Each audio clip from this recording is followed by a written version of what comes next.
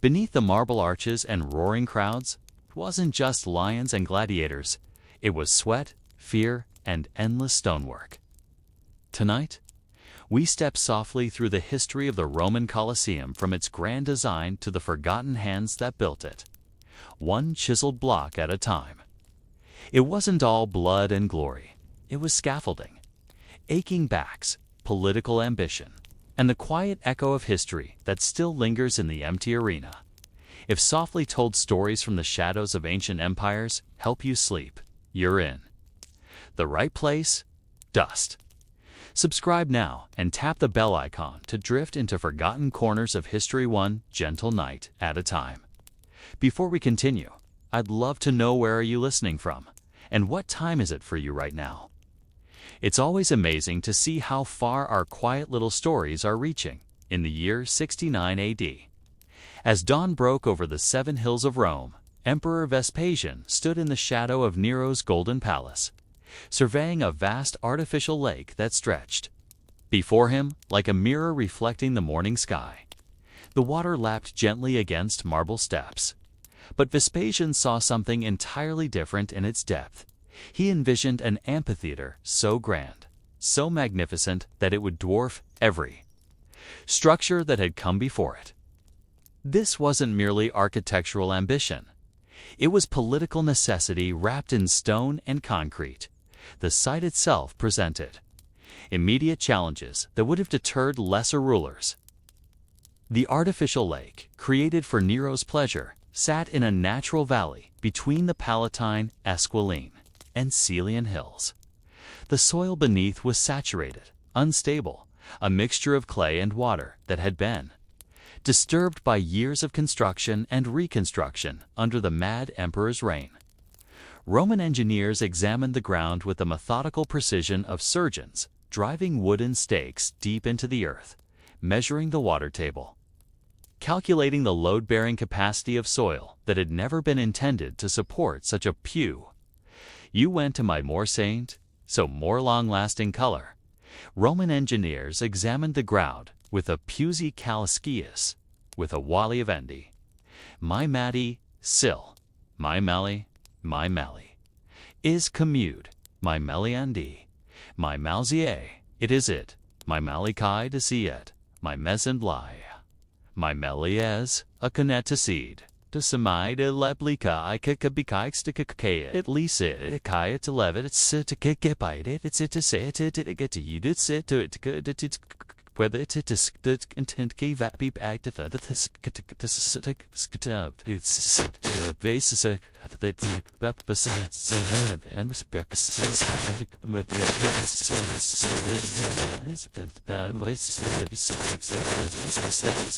massive structure. Vespasian's decision to build here was both practical and symbolic. The location was central, accessible from every district of Rome. Yet it also represented a deliberate erasure of Nero's excesses. Where once the emperor had built a private pleasure palace, Vespasian would create a public space for all Romans. The lake would be drained, its waters redirected through carefully engineered channels, and in its place would rise what would become known as the Flavian Amphitheater, though history would remember it by another name entirely. The scale of the undertaking becomes clear when you consider the mathematics involved. Engineering the final structure would measure 620 feet by 513 feet at its outer dimensions, rising 158 feet into the Roman sky.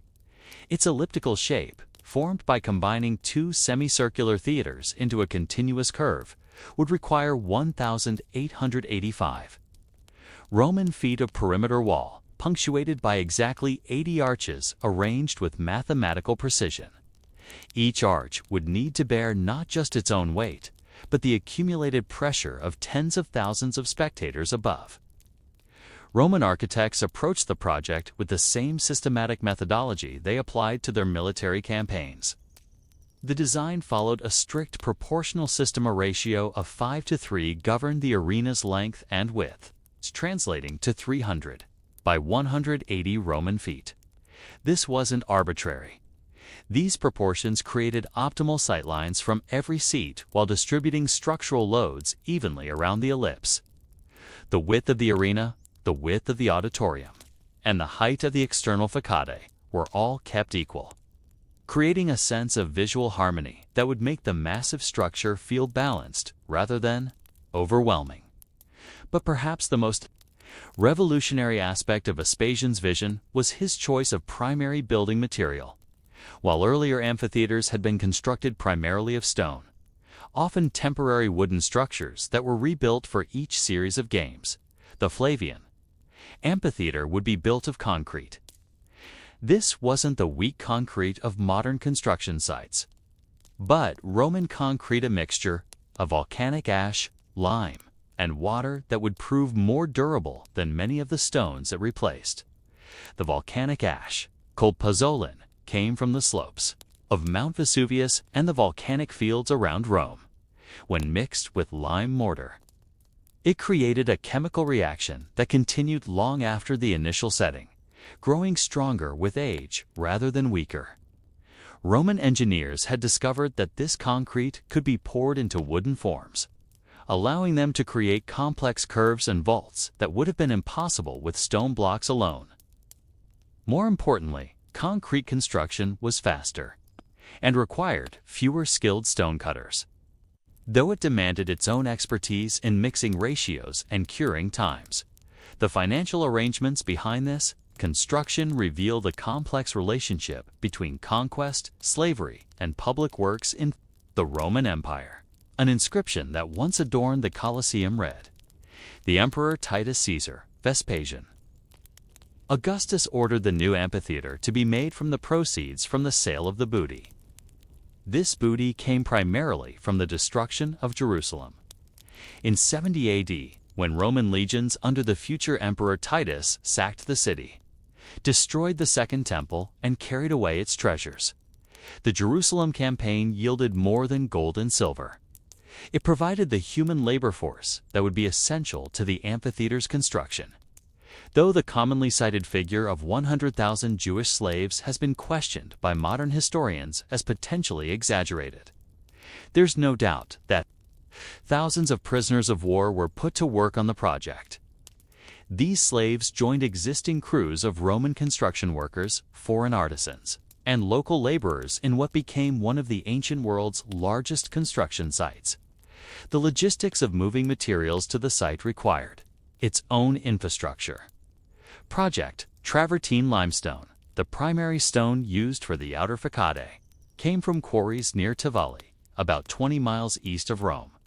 Each block had to be cut to precise specifications, loaded onto ox-drawn carts, and transported along Roman roads that were themselves engineering marvels.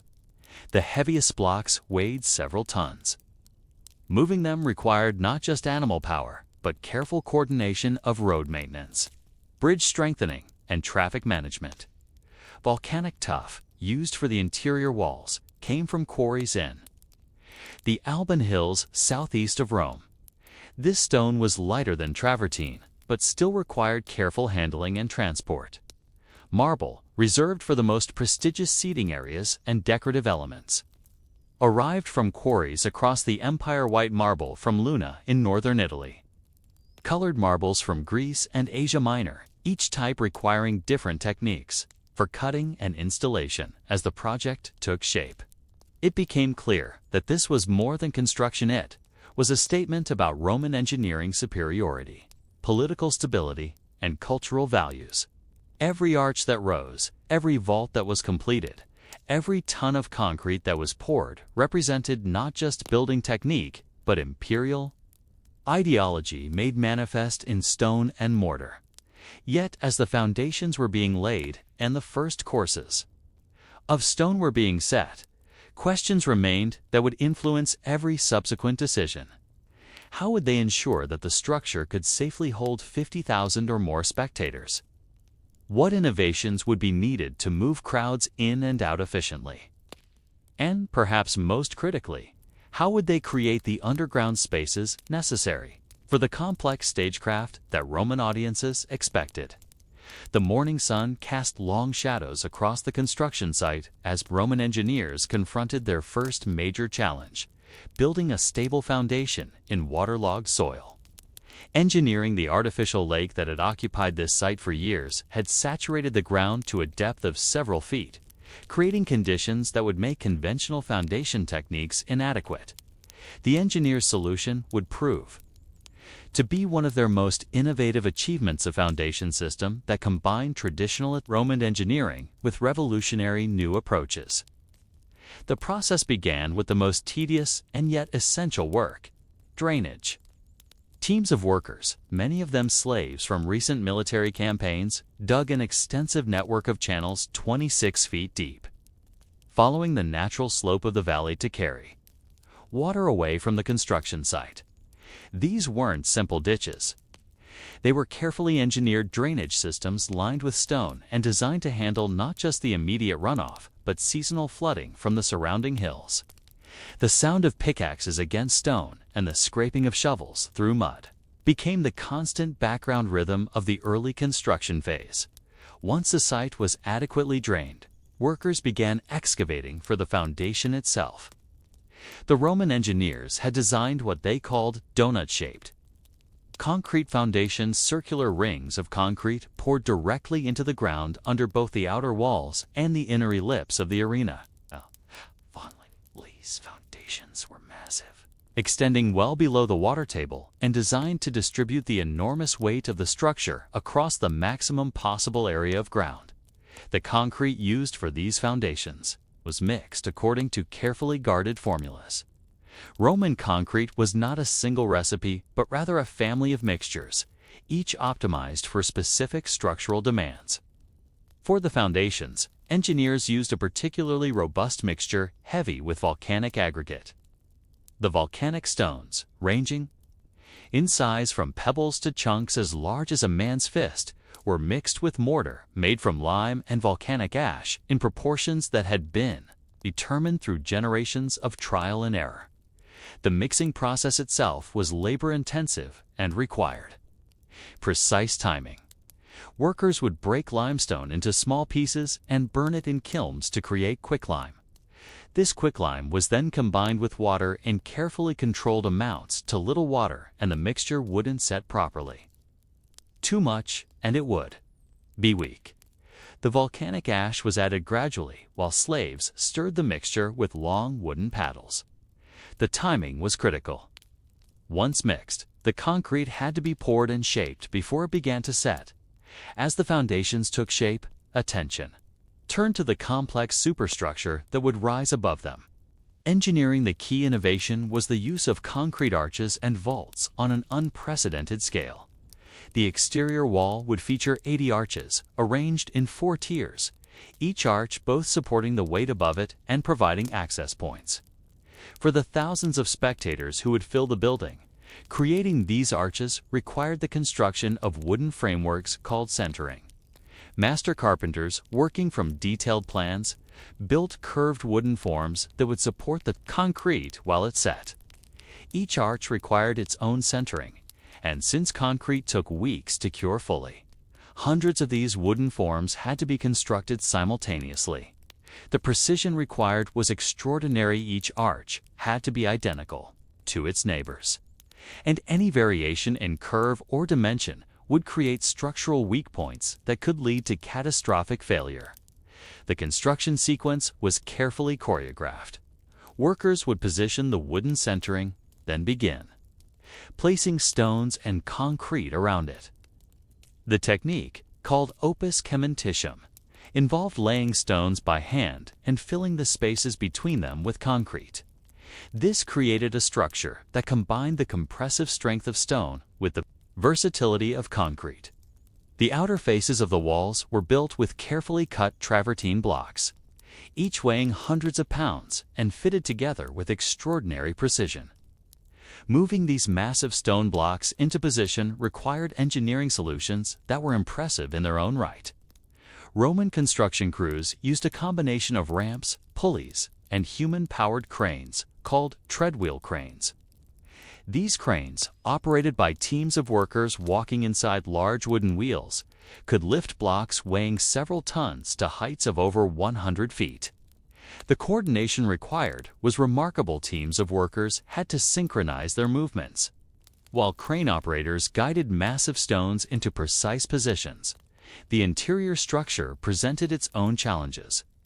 The seating area, called the cavea, would need to accommodate more than 50,000 people arranged in a complex tier system that rose nearly 100 feet above the arena floor.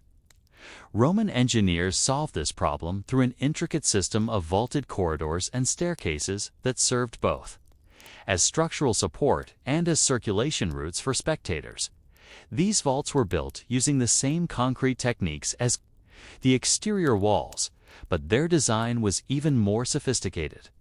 Each vault had to carry not just its own weight, but the weight of thousands of spectators above. The engineers calculated load paths through the structure, ensuring that the weight of the crowd would be distributed evenly down through the vaults to the foundation walls. The mathematics involved were complex, requiring an understanding of structural forces that wouldn't be fully codified until centuries later. The construction of each vault followed a precise sequence. First, wooden centering was installed between supporting walls. Then, workers laid courses of small stones and concrete, building up from both sides toward the center.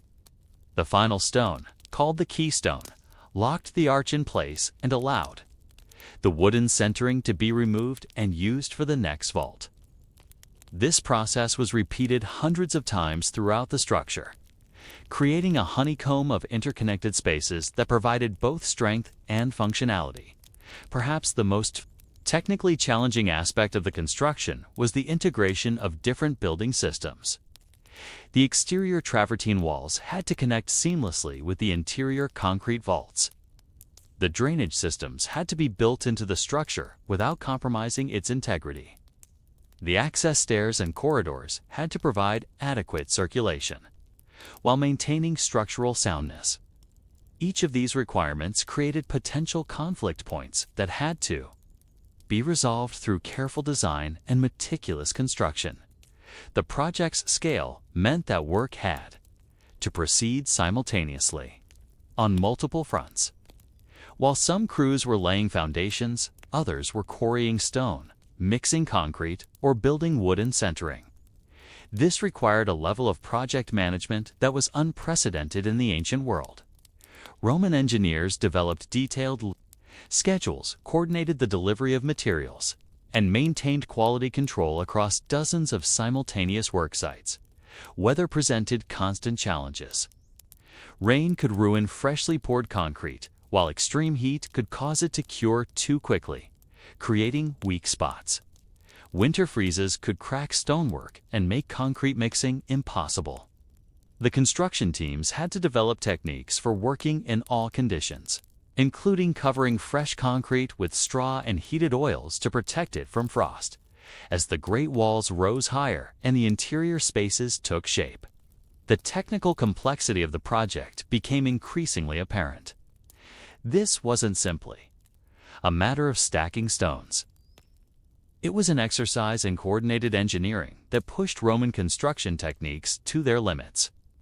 Yet even as these immediate challenges were being met, larger questions loomed about how this enormous structure would actually function once completed. By the 8th year of construction, the Flavian amphitheater had begun to reveal its true magnificence, rising from the Roman valley like a mountain of precisely cut stone and carefully poured concrete. Engineering the year was 79 AD, and Emperor Vespasian had died before seeing his vision completed, leaving his son Titus to oversee the final phases of construction and the grand opening that would make this building legendary. The structure that emerged from nearly a decade of continuous work was unlike anything the world had ever seen. The exterior facade presented 4 distinct levels, each showcasing the full vocabulary of Roman architectural orders. The ground level featured 80 arches framed by Doric columns, their simple, sturdy design conveying strength and permanence. The second level repeated the arch motif but adorned each opening with Ionic columns, their scrolled capitals adding elegance to functionality. The third level continued this pattern with Corinthian columns, their elaborate acanthus leaf capitals, representing the height of Roman decorative art. The fourth level departed from the arch theme, featuring rectangular windows alternating with Corinthian pilasters, topped by a massive attic story that would support the machinery for the building's most spectacular feature, its retractable roof. This architectural progression wasn't merely decorative. It reflected a sophisticated understanding of structural engineering. The heaviest loads were carried by the robust Doric elements at ground level, while the increasingly ornate upper levels carried proportionally less weight.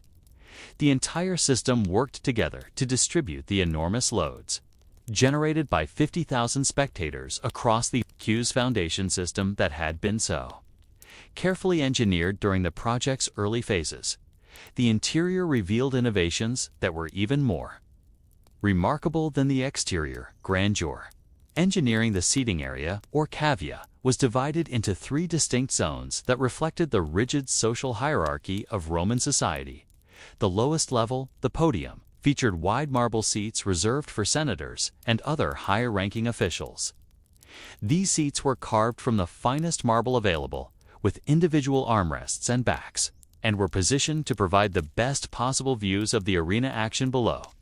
Above the senatorial section rose the Maenian primum, where members of the equestrian order, the wealthy merchant and professional classes occupied seats carved from high-quality travertine. These seats were still comfortable, but less luxurious than those below, reflecting the occupants' secondary social status.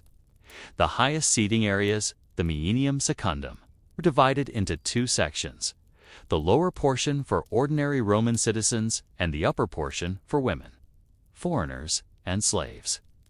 These uppermost seats were simple stone benches, sometimes wooden planks, offering adequate but basic accommodation. The engineering challenges of creating this seating arrangement were immense.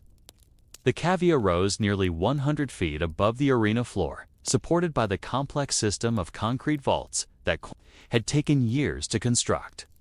Each level had to be precisely angled to provide clear sightlines to the arena while maintaining structural integrity. The calculations involved in determining these angles required an understanding of geometry that would have challenged the most educated Romans of the era. Crowd circulation had been a primary design consideration from the project's beginning, and the completed building showcased solutions that wouldn't be improved upon for centuries. The building featured 76 entrances for ordinary citizens, plus 4 grand entrances reserved for elite patrons. These entrances, called vomitoria, were connected to a sophisticated system of corridors and staircases that could empty the entire building. In a matter of minutes, the corridors themselves were architectural marvels, built using the same concrete vault techniques as the structural elements. They formed a complex network that separated different social classes while providing efficient movement. Senators entered through their designated passages and never mingled with commoners. Equestrians had their own routes, and ordinary citizens followed yet different paths to their assigned sections.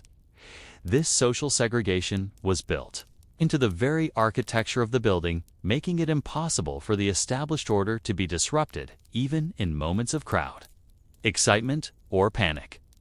Perhaps the most ingenious feature of the completed amphitheater was its retractable roof system, called the velarium.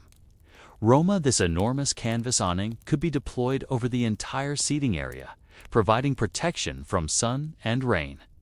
The velarium was operated by teams of experienced sailors. Their expertise with rigging and rope work made them the obvious choice for managing the complex pulley systems required to deploy and retract the massive canvas panels. The velarium supporting system was anchored in the building's uppermost level, where 240 stone brackets projected from the outer wall. Each bracket supported a wooden mast that could be raised or lowered as needed. Ropes and pulleys connected these masts to the canvas panels, allowing the entire system to be adjusted based on weather conditions and the sun's position. The logistics of coordinating this operation required teams of dozens of sailors working in precise Synchronization: a single mistake could result in torn canvas or even injury to spectators below. Beneath the arena floor lay the building's most complex and revolutionary feature, the hypogeum. Engineering this underground complex comprised a maze of tunnels, chambers, and mechanical rooms that would make possible the spectacular entertainment that drew crowds from across the empire. The hypogeum extended to levels below the arena floor and connected to external buildings where gladiators, animals, and equipment were housed and prepared. The hypogeum's most remarkable feature was its system of elevators and trapdoors. More than 60 elevator shafts connected the underground chambers to the arena floor above, each operated by teams of slaves using counterweight systems and human-powered capstans. These elevators could lift not just individual gladiators, but entire set pieces, including artificial trees, rocks, and even small buildings that could be assembled on the arena floor to create realistic battle environments. The elevator systems complexity rivaled that of modern mechanical installations. Each shaft had to be precisely aligned with trapdoors in the arena floor above. The counterweight systems had to be calibrated to lift specific loads safely and smoothly.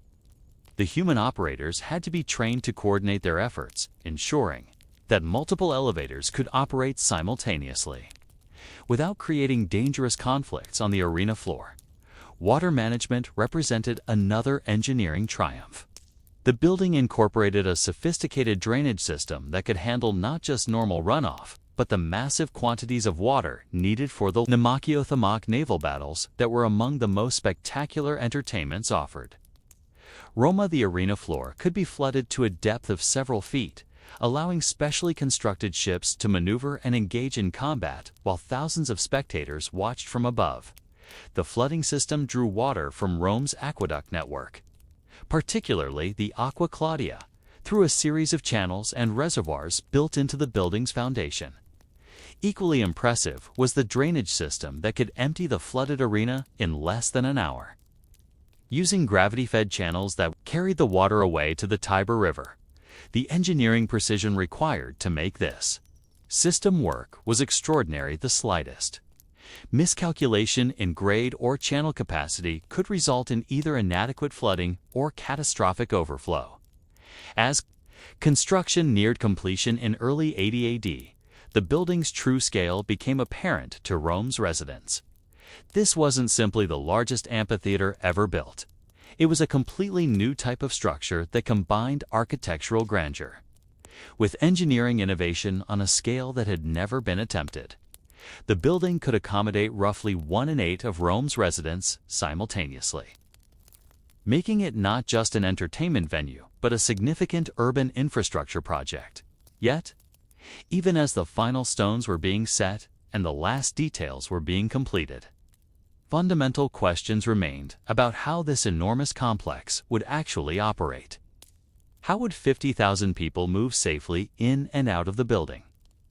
What systems would be needed to coordinate the complex entertainments that Roman audiences expected? And perhaps most importantly, how would the building's operations be financed and managed over the decades to come? Before dawn broke over the 7 hills of Rome, while the city still lay shrouded in darkness and morning mist, the Colosseum was already stirring to life. Roma in the underground chambers of the hypogeum oil lamps flickered as supervisors made their rounds, checking on the gladiators, exotic animals, and stage machinery that would soon take center stage in the day's entertainments. The morning preparation ritual that unfolded in these subterranean spaces was as carefully choreographed as the spectacles themselves. A complex dance of logistics, security, and showmanship that few spectators above would ever witness or fully appreciate. The hypogeum's atmosphere was thick with tension and anticipation. In the gladiator quarters, men who might die before sunset were completing their morning routines with the methodical precision of soldiers preparing for battle. These weren't the romantic heroes of later fiction, but professional entertainers who understood that their survival depended on rigid discipline and meticulous preparation. Each gladiator followed a routine that had been developed over years of training, stretching, exercises to prevent injury, weapon maintenance to ensure their equipment wouldn't fail at a critical moment, and mental preparation that helped them focus on the performance ahead rather than its potentially fatal consequences. The gladiators' quarters were Spartanly furnished but efficiently organized. Stone bunks lined the walls, each assigned to a specific fighter.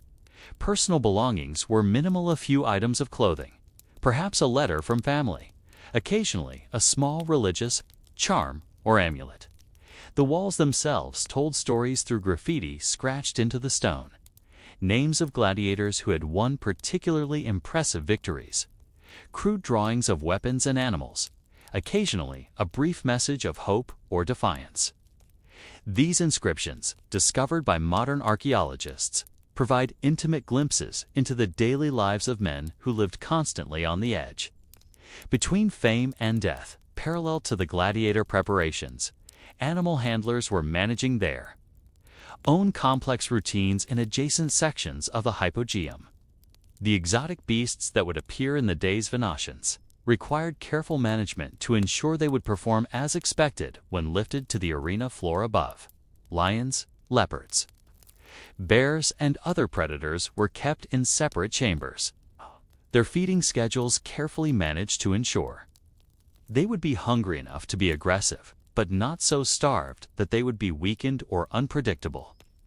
The logistics of animal management were staggering in their complexity. Each species required different handling techniques, different housing arrangements, and different feeding schedules. Lions, for example, were social animals that could be kept in groups, but leopards were solitary and had to be housed individually. Bears required different environmental conditions than big cats, while exotic birds and smaller animals needed specialized care that took into account their specific dietary and behavioral needs. Water was a constant concern in the animal areas. Each cage or pen required its own water supply, and the drainage systems had to handle not just drinking water, but the constant cleaning needed to maintain sanitary conditions. The smell and noise from dozens of different species, confined in relatively small spaces, created an environment that was overwhelming to uninitiated visitors but routine for the handlers who worked there daily. The animal handlers themselves were specialists who had developed their skills over years of experience. Many had learned their trade in the provinces where the animals were captured, working with professional hunting organizations like the Telegini, who not only supplied animals but also trained the personnel needed to manage them. These men understood animal behavior in ways that allowed them to predict how each creature would react under the stress of being lifted to the arena floor, surrounded by roaring crowds and confronted with unfamiliar opponents. The morning routine included detailed inspections of the elevator and trapdoor systems that would lift animals and gladiators to the arena level. Each of the more than 60 elevator shafts had to be checked for proper operation, with teams of slaves testing the counterweight systems and ensuring that the wooden platforms moved smoothly up and down their stone-lined shafts. A malfunction during the day's events wouldn't just disrupt the entertainment, it could trap performers underground or worse, cause injuries that would make the day's program impossible to complete. The counterweight systems themselves were marvels of mechanical engineering. Each elevator was powered by teams of slaves operating capstans large wooden wheels that could be turned to raise or lower loads through a system of ropes and pulleys. The coordination required was precise. Too fast and the platform would slam into the arena floor above. Too slow and the dramatic timing of entrances would be ruined. The slaves who operated these systems were specialists in their own right, trained to respond instantly to signals from supervisors who coordinated the timing of each lift with the entertainment schedule above simultaneously. Other crews were preparing the arena floor itself for the day's events. The sand that covered the arena wasn't simply decorative. It served crucial practical functions in absorbing blood, providing footing for combatants and concealing the trapdoors and mechanical systems below. Roma fresh sand had to be spread evenly across the entire arena surface, with special attention paid to areas around the trapdoors where the previous day's activities might have disturbed the covering. The sand came from specific sources chosen. For their properties, river sand was preferred because its rounded grains provided better drainage than quarried sand, while its color helped conceal bloodstains that would otherwise be visible to the audience above. The depth of the sand layer was carefully maintained too thin, and it wouldn't absorb spilled blood effectively. Too thick, and it would interfere with the movement of combatants and animals. Hidden beneath this sand layer, teams of workers were installing and testing the day's scenic elements. Roman audiences expected more than simple combat. They demanded theatrical presentations that transported them to exotic locations and mythological realms. Artificial rocks, trees, and even small buildings had to be positioned precisely to align with trapdoors and elevator shafts. These set pieces weren't permanent installations, but modular elements that could be quickly rearranged to create different environments for different parts of the day's program. The complexity of coordinating all these morning preparations required a management structure that was, in its own way, as sophisticated as a modern sports venue or theater. Supervisors moved constantly through the hypogeum, checking on progress in different areas, resolving conflicts between different work crews, and ensuring that all elements would be ready for the carefully timed sequence of events that would begin once the gates opened to admit spectators. Communication between the underground preparations and the arena level above was maintained through a system of signals and messengers. Speaking tubes, carved into the stone structure, allowed supervisors to communicate across different levels of the building. Flag signals, visible through strategically placed openings, conveyed information about the readiness of different elements. The entire system required split-second timing and absolute reliability. There were no second chances once the day's entertainment began. As the sun rose higher and the sounds of Rome awakening drifted down through the building's ventilation systems, the pace of preparation intensified. Soon, the gates would open and thousands of spectators would begin filling the seats above. The performers, animals, and machinery that had been prepared through hours of meticulous work would be put to the test in front of the most demanding audience in the ancient world. But even as these final preparations were being completed, questions remained about how the building's massive crowd management systems would handle the daily influx of Rome's citizens seeking entertainment and spectacle. As the sun climbed higher over Rome, the first spectators began to arrive at the Colosseum, and with them commenced one of the ancient world's most complex exercises in crowd management.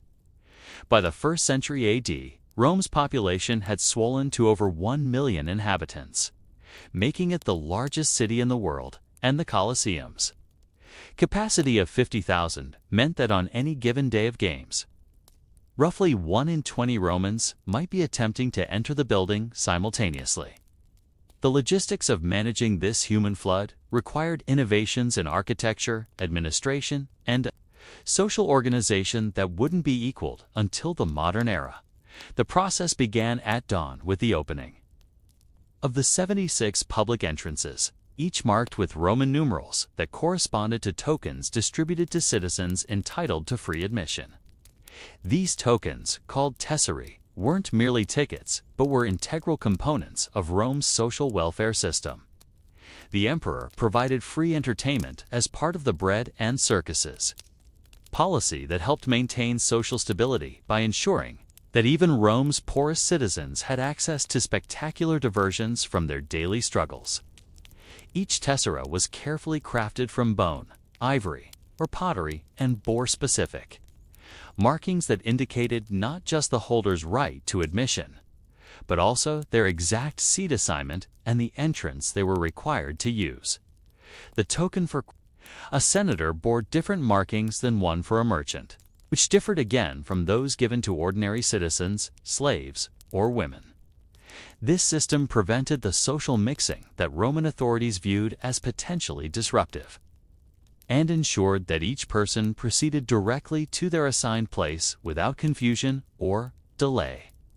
The 4 grand entrances were reserved for elite patrons and served as much more than mere doorways. These elaborate portals, decorated with fine marble and bronze fittings, provided settings for the ceremonial aspects of attendance that reinforced social hierarchies.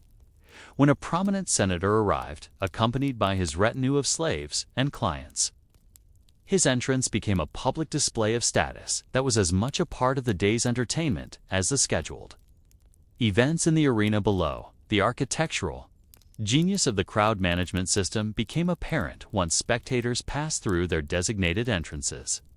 The building's internal circulation was organized around a series of concentric corridors, connected by radial passages that funneled people toward their assigned seating areas while preventing backflow or congestion. These corridors, built using the same concrete vault techniques that supported the building structure, served the dual function of providing circulation routes and distributing the enormous loads generated by tens of thousands of people moving simultaneously. The lower corridor, called the ambulacrum, served senators and other higher-ranking officials. This passage was wider than those above, finished with fine marble and lit by oil lamps and elaborate bronze fixtures. Slaves and attendants were stationed at regular intervals to provide assistance and ensure that these VIP patrons reached their seats without encountering any of the delays or confusion that might affect less privileged spectators. The ambulacrum connected directly to the podium-level seating through short staircases that eliminated the need for senators to climb multiple flights of steps. Above the senatorial level, the circulation system became progressively less luxurious, but no less efficient. The middle corridors served the equestrian order and prosperous citizens, while the upper passages accommodated the general population. Each level had its own access staircases built at calculated intervals to handle specific volumes of traffic. The Romans had discovered through experience that staircases needed to be wider at their base than at their top to prevent dangerous compression as crowds moved upward. And the Colosseum stairs were built with this principle carefully applied. The timing of crowd movement was as carefully orchestrated as the entertainment itself. Gates opened in sequence, with the most elite patrons admitted first, followed by progressively larger groups as more entrances were opened. This staggered admission prevented the chaos that would result from 50,000 people trying to enter simultaneously, while also ensuring that social hierarchies were respected and reinforced by the very process of entering the building. Once spectators reached their assigned seating areas, they encountered another marvel of Roman organization, the seating assignment system. Every seat in the building was numbered and corresponded to specific tesserae, eliminating arguments and confusion about seating rights. The podium level featured wide marble benches with backs and armrests, each carved with identifying marks that indicated specific seat assignments. These premium seats were positioned to provide optimal views of the arena while also allowing their occupants to be seen by the broader audience. Being seen at the games was nearly as important as seeing them. The equestrian seating areas were furnished with stone benches that were pews, were comfortable but less luxurious than senatorial accommodations. These seats were arranged in sections that reflected the complex social distinctions within the equestrian order itself. Wealthy merchants might sit in different sections than army officers, who were separated from bureaucrats, who were distinguished from priests and other religious officials. Each group had its own traditional seating area, and the arrangement of these sections created a visual representation of Roman social structure that was immediately apparent to anyone observing the crowd. For ordinary citizens, women, foreigners, and slaves, seating consisted of simple stone benches or wooden planks arranged in the upper levels of the cavea. While these accommodations were basic, they still provided clear views of the arena action and were protected by the building's retractable roof system when weather conditions required it. The democratic aspect of the seating arrangement, everyone could see the spectacle, regardless of social status, was balanced by clear, visual reminders of social hierarchy in the quality and location of different seating areas. The retractable roof system, the velarium, represented one of the building's most impressive crowd management features. Roma operated by teams of experienced sailors using complex rigging systems. The velarium could be deployed partially or completely, depending on weather conditions and the sun's position. The sailors who operated this system were specialists, whose expertise with ropes, pulleys, and canvas had been developed through years of experience with ship rigging. The deployment of the velarium was itself a spectacle that crowds eagerly anticipated. The process began with a series of horn blasts that signaled the start of the operation. Teams of sailors positioned at strategic points around the building's upper level began the coordinated process of raising the wooden masts that supported the canvas panels. The sight of hundreds of men working in perfect synchronization, their movements guided by flag signals and shouted commands, created a display of Roman organizational prowess that impressed even the most jaded spectators. The canvas itself was a marvel of ancient textile engineering. Woven from linen and reinforced with leather strips, each panel was sized and shaped to cover specific sections of the seating area. The panels were dyed in bright colors, red, yellow, and blue, that created a striking court, woven from linen and reinforced. With leaven/ways, with colors haze, with colors. My was, with colors/canab, with sid, my wealth, defend, disciply lev, we have guys, guy bye, to we a cat asig is a god at and kaiway we are it. A bit kid, ka we so ka kailats kritik edit is late to gusset is it to sit it and web this and twist sits the scurry the guys that's the way to get for the with what and sit the pit that's visual effect when fully deployed. More importantly, the velarium was designed to channel breezes across the seating areas, creating a cooling effect that made attendance comfortable even during Rome's hottest summer days. Food and beverage service represented another crucial aspect of crowd management. With 50,000 people spending entire days at the games, provision of refreshments wasn't just a convenience, but a necessity for maintaining order and preventing the kind of crowd restlessness that could lead to dangerous situations. Vendors moved through the corridors and seating areas, carrying trays of food and amphora of wine, their movements carefully regulated to prevent disruption of sight lines or interference with emergency evacuation routes.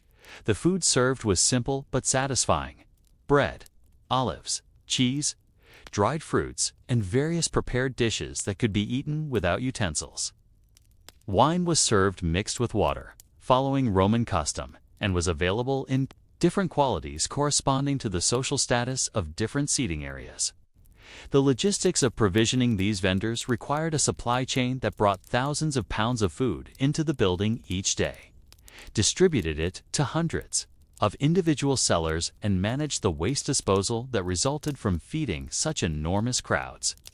Sanitation facilities were distributed throughout the building, with different levels of accommodation for different social classes. The senatorial areas featured marble-lined latrines with running water, while upper-level facilities were more basic but still functional. The engineering challenges of providing adequate sanitation for 50,000 people were immense, requiring water supply systems, waste removal, and ventilation that prevented the building from becoming uninhabitable during long days of continuous use. Security and crowd control required constant vigilance from specialized personnel stationed throughout the building. Roma These weren't military guards, but civilian officials whose job was to maintain order, prevent theft, and ensure that social boundaries were respected.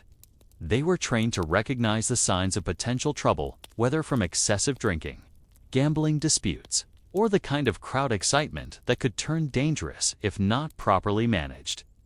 The officials responsible for crowd control understood that their primary job was prevention rather than reaction. They watched for the early signs of problems, groups of young men becoming too boisterous, arguments over seating assignments, or the kind of partisan enthusiasm that could lead to violence between supporters of different gladiators. Their interventions were usually subtle, a quiet word, a reminder of proper behavior, or occasionally the threat of ejection from the building. Communication between different levels of the building was maintained through a system of signals and messengers that allowed security personnel to coordinate their responses to developing situations. Horn blasts, flag signals, and runners carried information between the arena level, the seating areas, and the building's administrative centers. This communication network ensured that problems could be addressed quickly before they escalated into major disruptions. The daily rhythm of crowd management followed patterns that had been established through decades of experience. Morning arrivals were typically orderly, as spectators were fresh and eager for the day's entertainment. The midday period, when the sun was hottest and crowds had been sitting for hours, required increased vigilance as tempers could fray and minor disputes could escalate. Evening departures presented their own challenges as the effects of day-long drinking combined with crowd excitement to create potentially volatile situations. Weather conditions significantly affected crowd management strategies. On hot days, extra water was distributed and the velarium was deployed more extensively. During rain, the covered areas became crowded as spectators sought shelter, requiring additional personnel to prevent dangerous overcrowding. Cold weather brought different challenges, as spectators bundled in heavy clothing moved more slowly through the circulation corridors, potentially creating bottlenecks at critical points.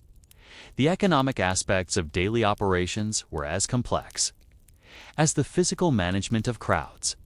While admission was free for most spectators, the building generated revenue through food and beverage sales, premium seating arrangements, and various concessions granted to merchants operating within the facility.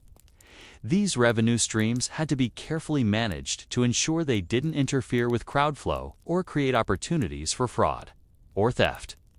As the afternoon progressed and the day's entertainment moved toward its climax, the crowd management system faced its greatest test, the safe evacuation of 50,000 people. The Romans had learned through experience that the end of events could be more dangerous than their beginning, as excited crowds moved toward exits simultaneously while under the influence of day-long drinking and emotional stimulation. Yet even as these complex crowd management systems demonstrated their effectiveness day after day, questions remained about how the entertainment itself was coordinated and managed to maintain the engagement of such enormous audiences. Behind the spectacle that captivated tens of thousands of Romans each day lay an administrative apparatus of staggering complexity. A bureaucratic machine that coordinated the efforts of thousands of workers, managed enormous budgets, and maintained the precise timing that made the Colosseum's entertainment possible. Roma, the administrative structure that governed the amphitheater's operations, was, in many ways, as impressive as the building itself, testament to Roman organizational genius that enabled the coordination of human resources, financial flows, and logistical challenges on a scale that wouldn't be matched until the modern era. At the apex of this administrative pyramid stood the emperor himself, or his designated representative, who bore ultimate responsibility for the game's success or failure. Roma, the emperor's involvement wasn't merely ceremonial. He made fundamental decisions about the frequency of games, their scale and scope, and the budgets allocated to different types of entertainment. These decisions rippled down through multiple layers of administration affecting everything from the number of gladiators employed to the exotic animals imported from distant provinces. The emperor's financial commitment to the games was enormous. Major celebrations might cost the equivalent of several years' tax revenue from entire provinces, while even routine games required expenditures that would strain the resources of wealthy private citizens. The inaugural games, held by Emperor Titus in 80 AD, reportedly lasted 100 days and featured 5,000 animals in the first day alone. Spectacle that required years of preparation and consumed resources gathered from across the empire. Directly beneath the emperor in the administrative hierarchy were the curators, senior officials who oversaw different aspects of the game's organization. These men, typically drawn from the senatorial class, were responsible for translating imperial directives into concrete plans that could be executed by the various specialized departments under their command. The position of curator was both prestigious and dangerous. Success brought imperial favor and enhanced social standing, while failure could result in disgrace, financial ruin, or worse. The curators supervised several specialized departments, each responsible for specific aspects of the operation. The gladiator schools, or ludi, were managed by officials called lanistae, who oversaw the recruitment, training, and deployment of fighters. These schools were complex institutions that combined elements of military training camps, professional sports organizations, and commercial enterprises. Each school specialized in particular types of gladiators and maintained rosters of fighters who could be called upon for specific types of combat. The management of gladiator schools required expertise in areas ranging from military tactics to medical care to financial planning. Trainers had to assess the combat potential of new recruits, many of whom were slaves or prisoners of war with no previous fighting experience. Medical staff treated injuries sustained during training and combat, using techniques that were remarkably advanced for their time. Financial administrators managed the school's budgets, which included not just the costs of feeding and housing gladiators, but also the substantial investments required to acquire and maintain weapons, armor, and training equipment. Animal procurement and management represented another major administrative challenge. The exotic beasts that appeared in the arena came from across the Roman Empire and beyond, requiring procurement networks that extended from the forests of Germany to the deserts of Africa to the jungles of India. These animals had to be captured, transported, housed, and maintained in conditions suitable for public display. Logistical challenge that pushed Roman organizational capabilities to their limits.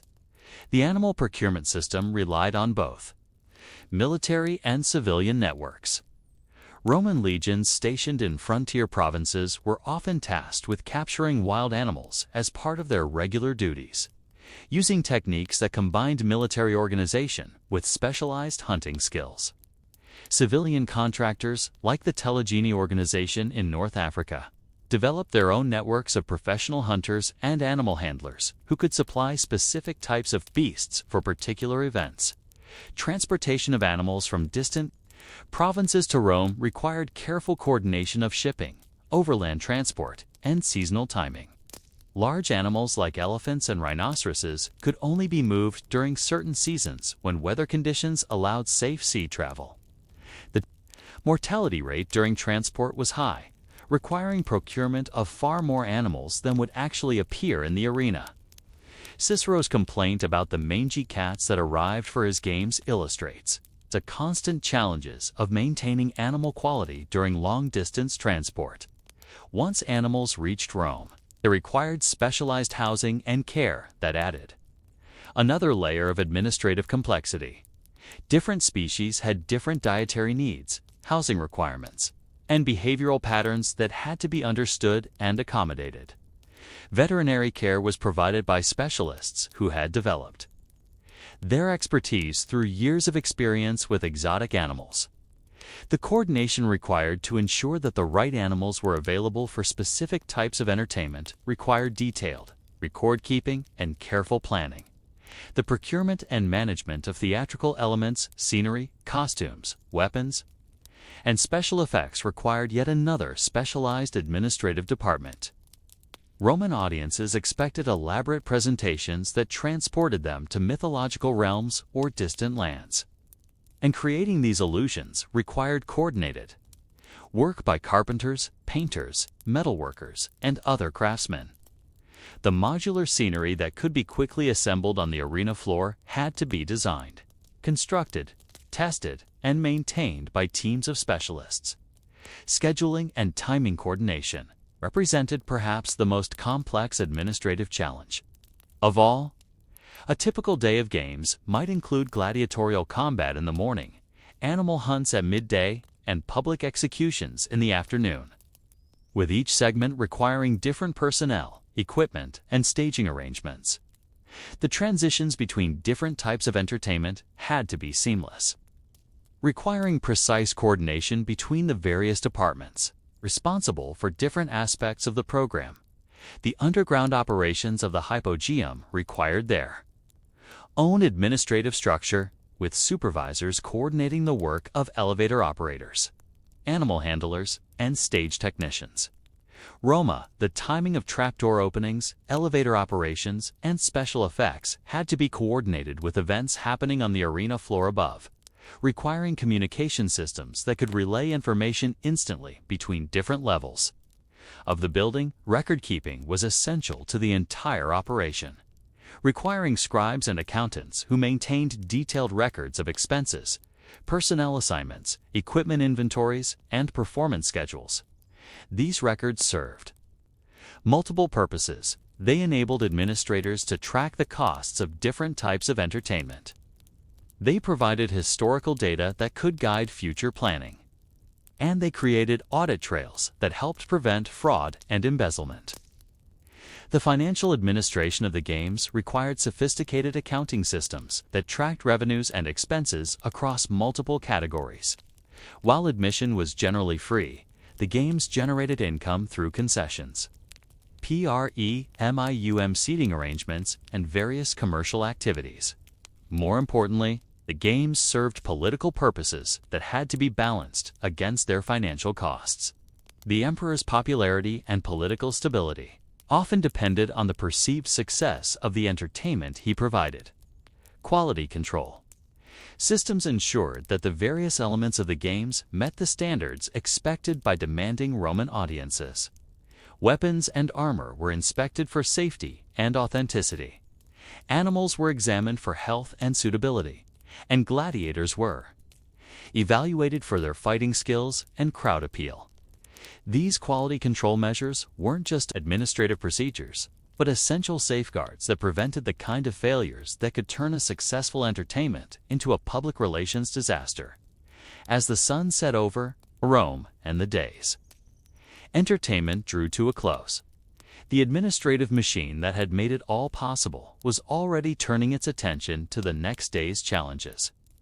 Equipment had to be cleaned and repaired, animals had to be fed and cared for, and personnel had to be scheduled for the following day's activities. The cycle of preparation, execution, and recovery would begin again before dawn, driven by the same administrative systems that had made the day's spectacle possible. Yet even as these remarkable administrative systems demonstrated their effectiveness through successful day after day of entertainment, questions remained about the human cost of the spectacles themselves. How were the performers, gladiators, animal handlers, and others recruited, trained, and motivated to risk their lives for the entertainment of others? In the dim light of dawn, as Rome's citizens still slept, the gladiator schools scattered throughout the city were already alive with the sounds of training, the clash of wooden swords against shields, the rhythmic thud of feet on sand, and the sharp commands of instructors drilling their charges in the deadly arts that would either bring them fame or death. These schools, known as ludi, were far more than simple training facilities.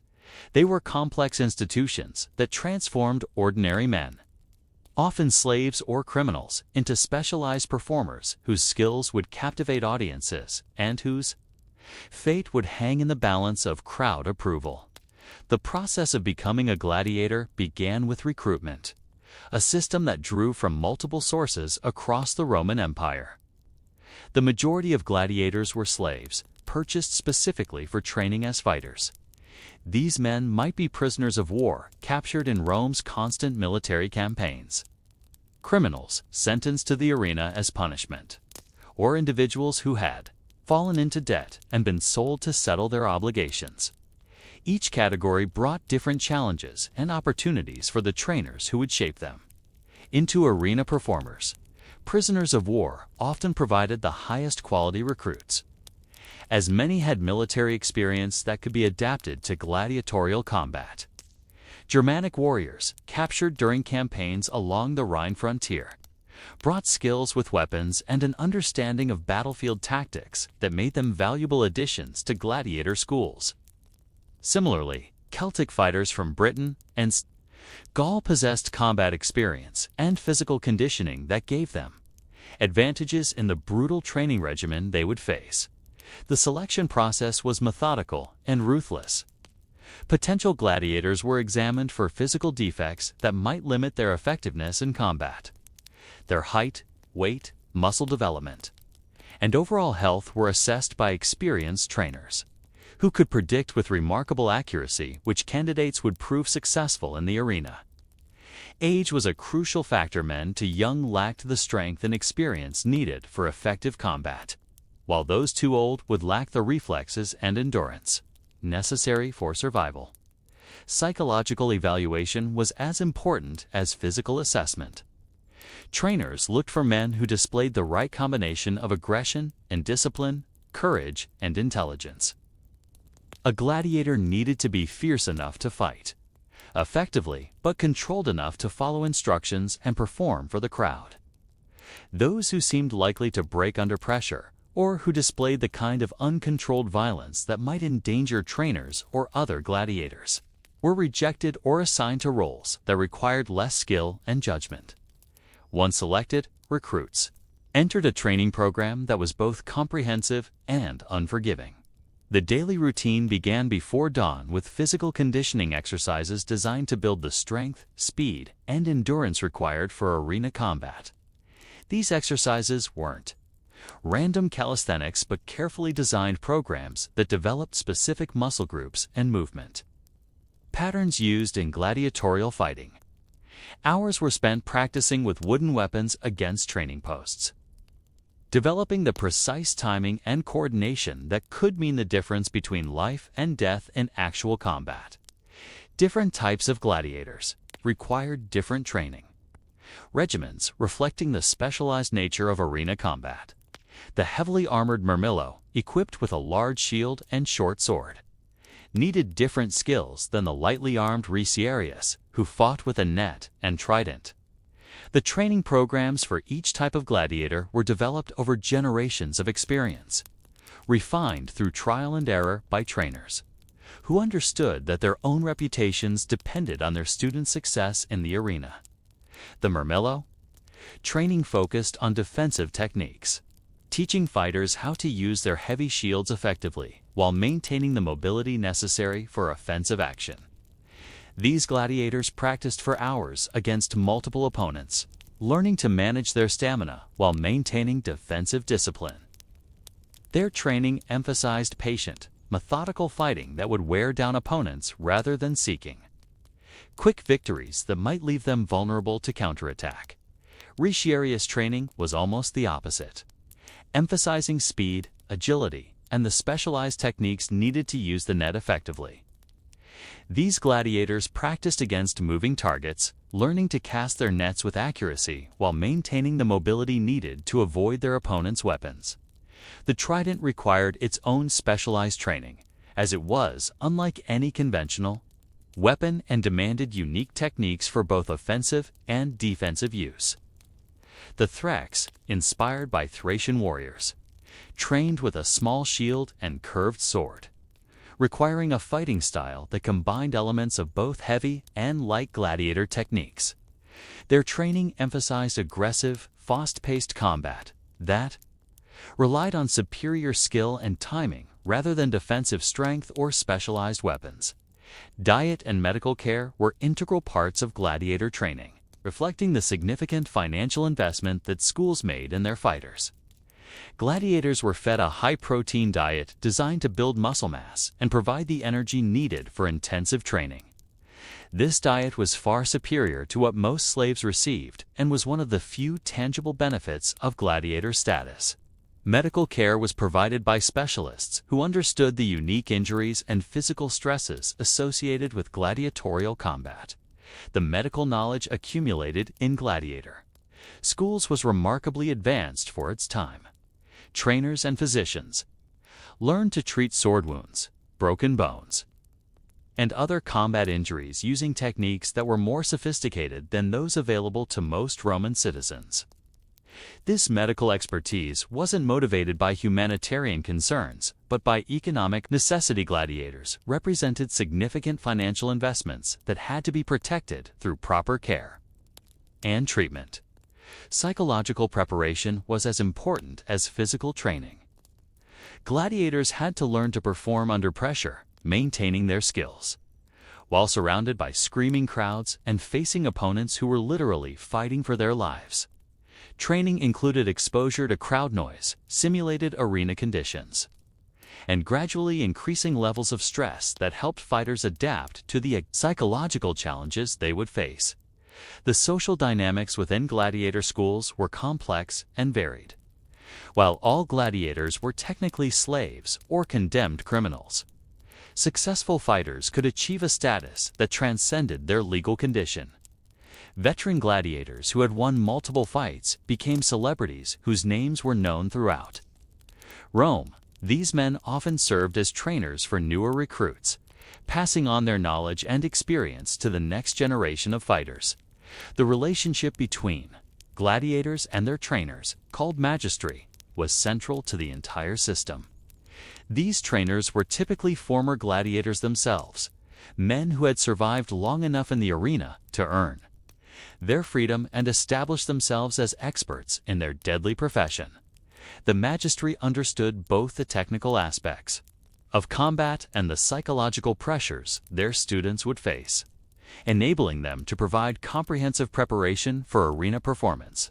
Housing and living conditions in Gladiator schools varied considerably depending on the school's reputation and financial resources. The most prestigious schools provided relatively comfortable accommodations, recognizing that fighters needed adequate rest and recovery time between training sessions. Lesser schools might house their gladiators in conditions that were barely adequate, reflecting the economic pressures that drove the entire system. The training period for new gladiators typically lasted several months, during which recruits progressed from basic physical conditioning to advanced combat techniques. The pace of training was intense, with fighters spending most of their waking hours in physical activity. Those who couldn't maintain the required pace were either assigned to less demanding roles or eliminated from the program entirely. As gladiators approached readiness for arena combat, their training became increasingly realistic, with practice fights that closely simulated actual arena conditions. These practice sessions were carefully supervised to prevent serious injuries that would interfere with a fighter's arena debut, but they were intense enough to provide genuine preparation for the psychological and physical challenges of actual combat. The question of motivation was central to the entire gladiator system. How could trainers motivate men to risk their lives for the entertainment of others? The answer lay in a complex combination of factors: the promise of fame and adulation for successful fighters, the possibility of eventual freedom for those who survived long enough, and the immediate improvements in living conditions that gladiator status provided. Yet, even as these motivational systems proved effective in creating skilled fighters, deeper questions remained about the psychological and social dynamics that sustained such a brutal form of entertainment. Long before the sun rose over Rome, in the darkened chambers beneath the Colosseum, another group of specialists was beginning their dangerous daily routine. The venatores, or beast handlers, represented a unique profession that combined elements of military training, animal husbandry, and theatrical performance.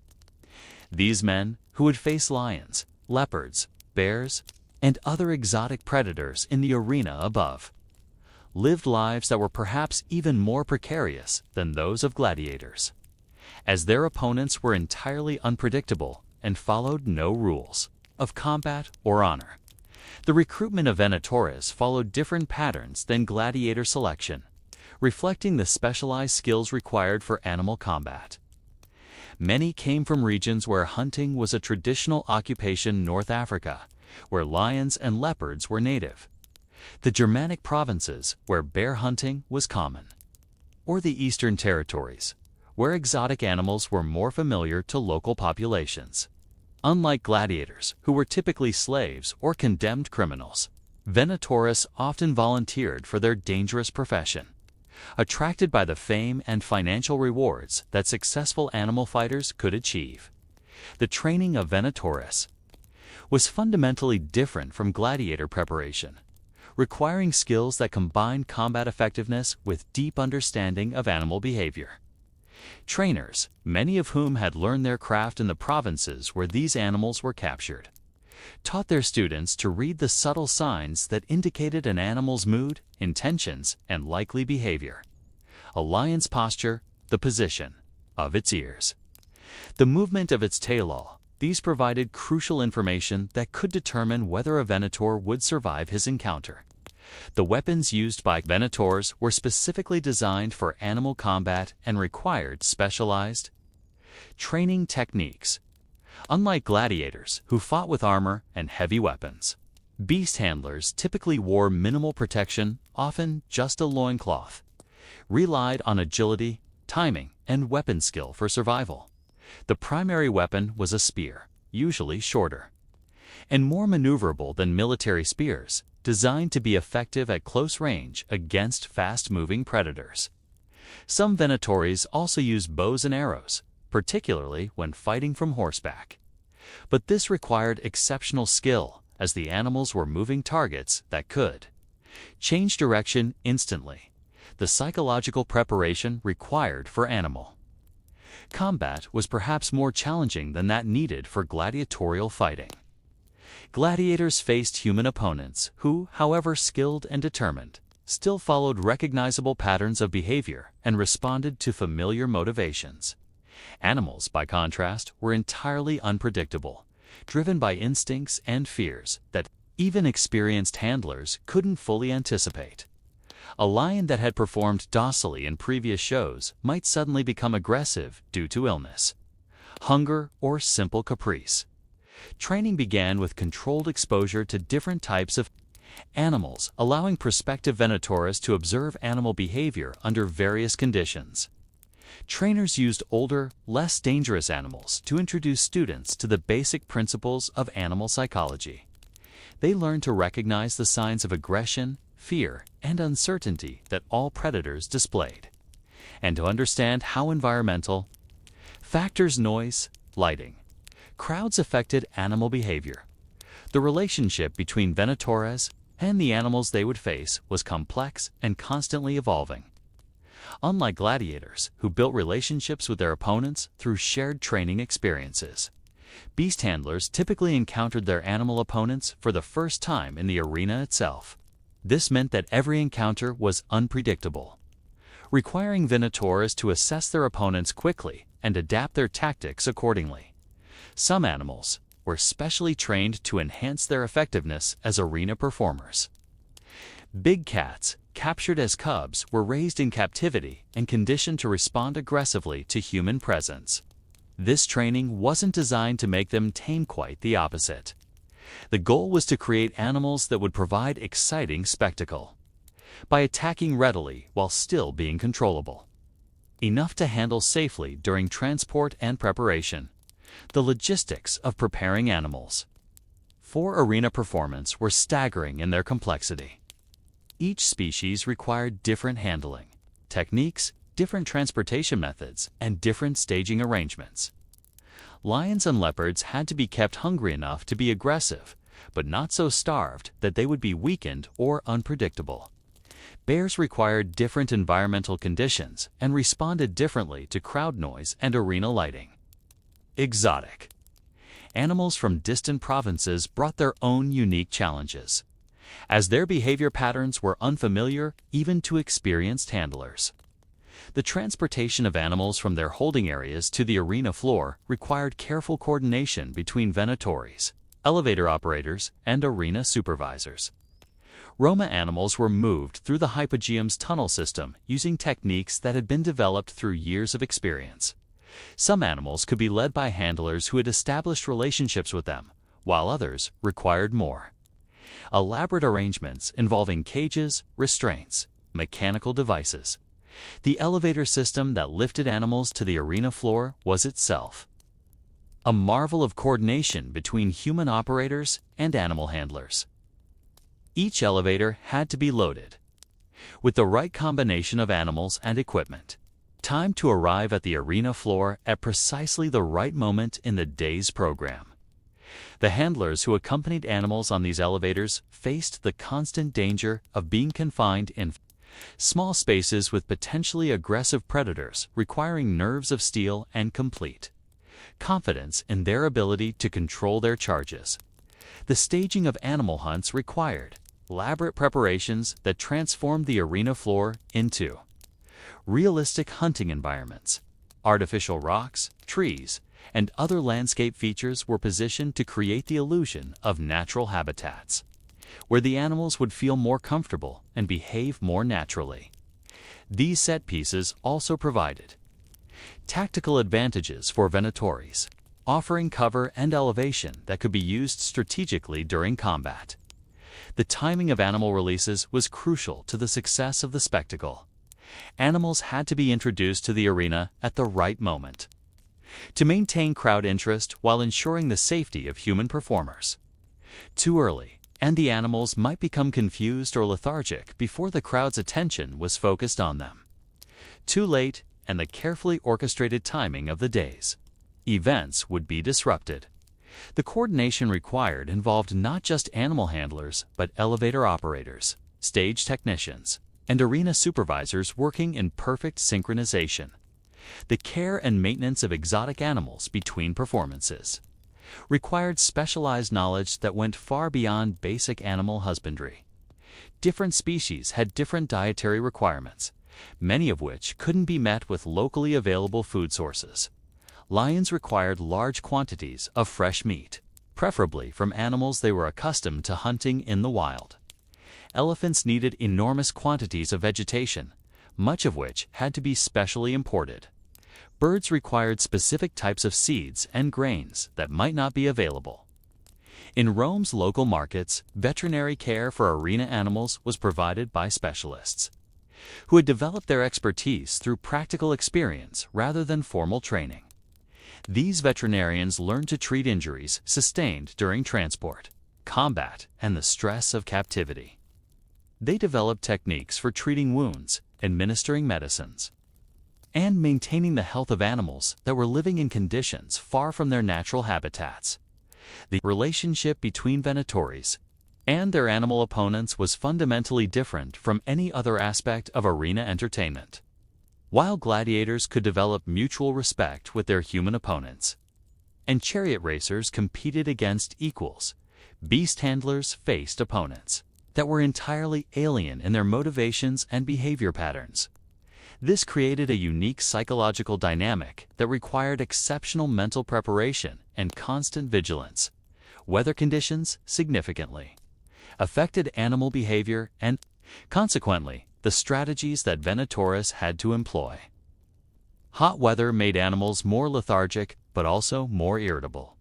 Cold weather could make them more aggressive, but also less predictable. Rain and other weather changes affected animal moods in ways that even experienced handlers couldn't fully anticipate, requiring constant adjustment of tactics and strategies. The mortality rate among venatores was extremely high, reflecting the inherent dangers of their profession. Unlike gladiatorial combat, where skill and experience could significantly improve survival odds, Animal combat always retained an element of pure chance that could prove fatal, even to the most experienced handlers. This constant danger created a unique culture among Venatores characterized by fatalism, superstition, and the kind of dark humor that develops among people who face death regularly. As the day's animal hunts approached and the Venatores made their final preparations, the complexity of their profession became apparent in every detail of their routine. These men had mastered skills that combined courage, intelligence, and specialized knowledge in ways that were unique in the ancient world. Yet even as their expertise enabled them to survive encounters with the most dangerous predators on Earth, questions remained about the broader system that created such spectacles and the costs both human and animal that they entailed. As the afternoon sun slanted through the canvas panels of the Valerium, casting shifting patterns of light and shadow across the arena floor, the day's most anticipated events were about to begin. The morning's preliminaries, the public executions, and animal hunts had served as appetizers for the main course, gladiatorial combat. Roma, in the hypogeum below, gladiators made their final preparations, checking weapons one last time, offering prayers to their chosen gods, and steeling themselves for contests that would bring either glory or death before the sun set over.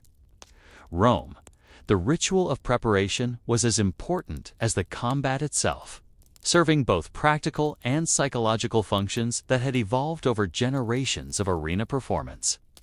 Gladiators followed routines that were partly superstition, partly proven technique, and partly personal preference developed through experience. Some preferred to prepare in solitude, using meditation or prayer to focus their minds on the coming combat. Others sought the companionship of fellow fighters, drawing strength from shared experience and mutual support. The inspection of weapons and armor was carried out with a meticulous attention to detail of a military quartermaster. A gladiator's survival depended on equipment that functioned perfectly under extreme stress, and any defect could prove fatal. Sword blades were examined for nicks or weakness. Shields were checked for loose fittings or damaged bindings. And armor was tested to ensure that it moved freely while providing adequate protection. This inspection process was supervised by trainers and arena officials who understood that equipment failure could disrupt the carefully planned spectacle as much as it endangered the fighter's life. The psychological preparation for combat varied dramatically among different gladiators, reflecting both individual personality and the specific type of fighting they would perform. Heavily armored fighters like the Murmillo often used breathing exercises and mental rehearsal, techniques to prepare for the patient, defensive fighting style their equipment demanded. Lightly armed gladiators, like the Ricerius, might use more active, physical warm-ups to ensure their speed and agility were at peak levels. The social dynamics in the preparation areas were complex and constantly shifting.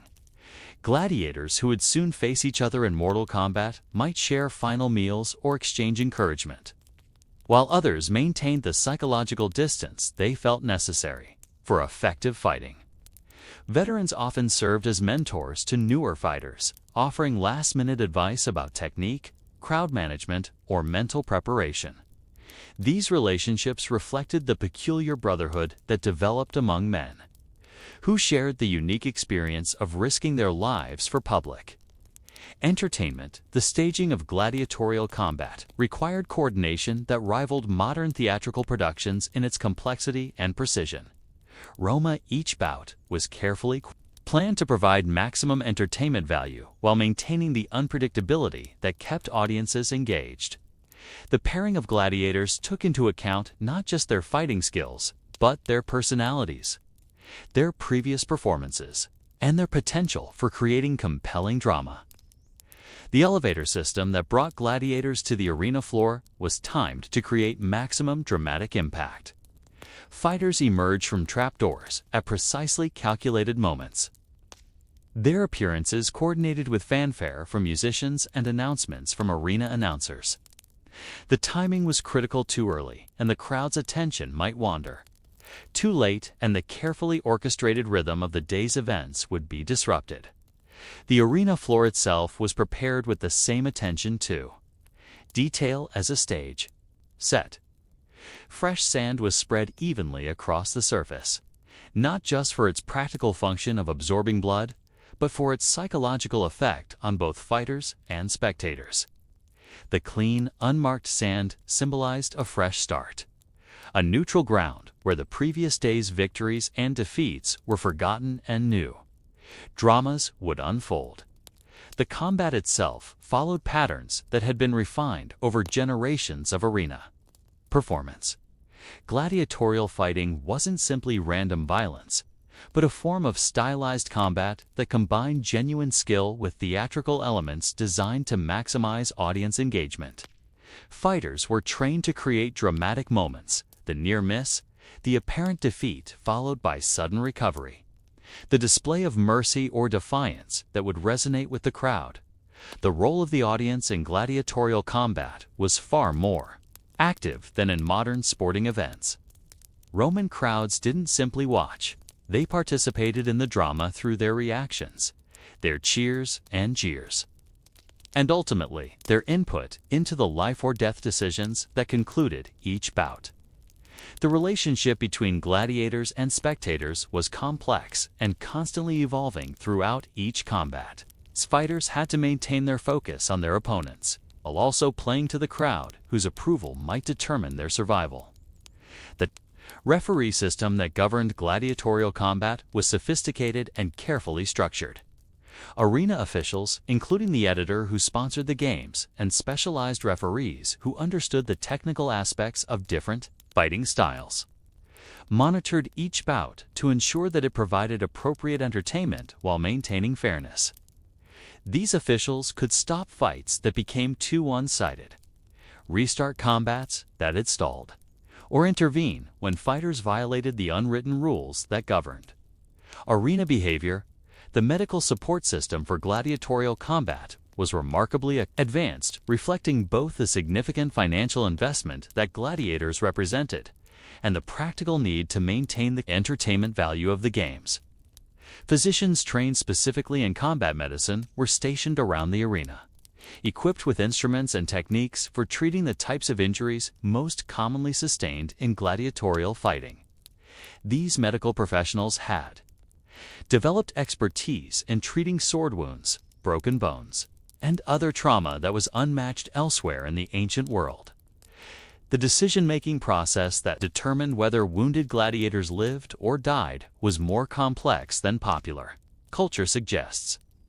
While the crowd's opinion was certainly considered, the final decision rested with the game's sponsor, who had to balance multiple factors: the gladiator's performance, the crowd's reaction, the fighter's previous record, and the economic implications of the decision. A popular gladiator who had fought well might be spared even after a defeat, while a fighter who had disappointed the crowd might face death regardless of the combat's outcome. The aftermath of gladiatorial combat required its own specialized procedures and personnel. Wounded gladiators had to be evacuated quickly and efficiently to medical facilities where they could receive treatment. Dead fighters had to be removed from the arena and disposed of according to established protocols. The arena floor had to be cleaned and prepared for the next bout, a process that involved not just removing blood and debris, but also repairing any damage to the sand, surface, or arena fixtures. The psychological impact of gladiatorial combat on both participants and spectators created dynamics that extended far beyond the immediate drama of individual fights. For gladiators, each combat was simultaneously a performance, a test of skill, and a potential death sentence.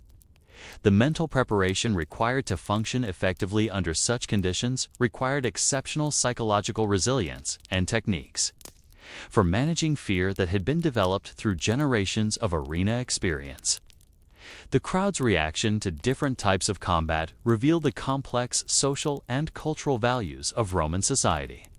Audiences appreciated technical skill and courage, but they also responded to displays of defiance, mercy, and honor that transcended the immediate violence of combat.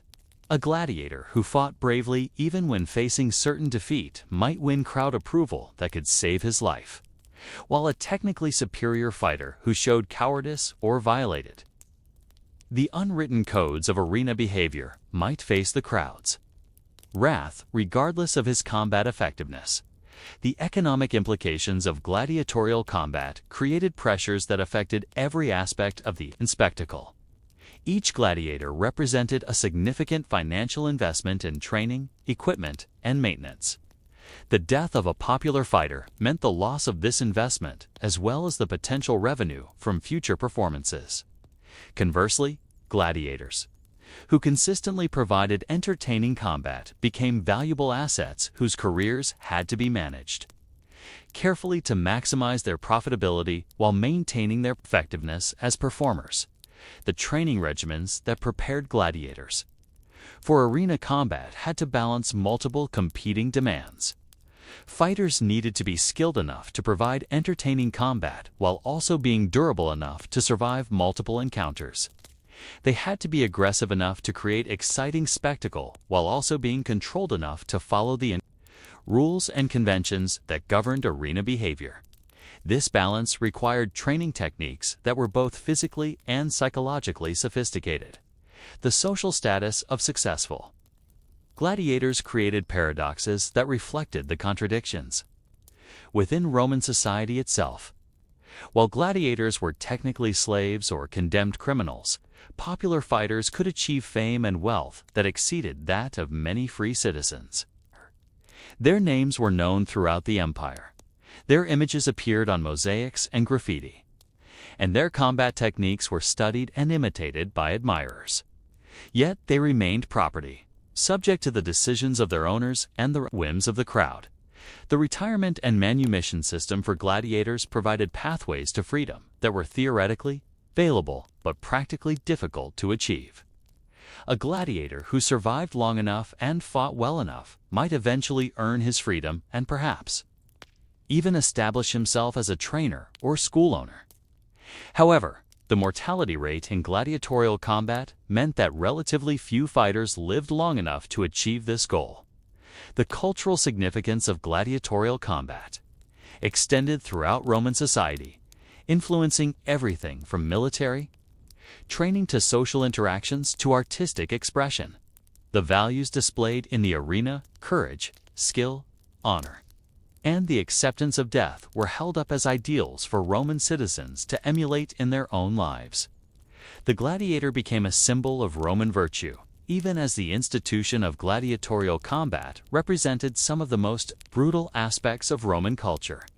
As the day's final combats concluded, and the last gladiators were carried from the arena floor, the complex machinery that had made the spectacle possible began the process of shutdown and preparation for the next day's events.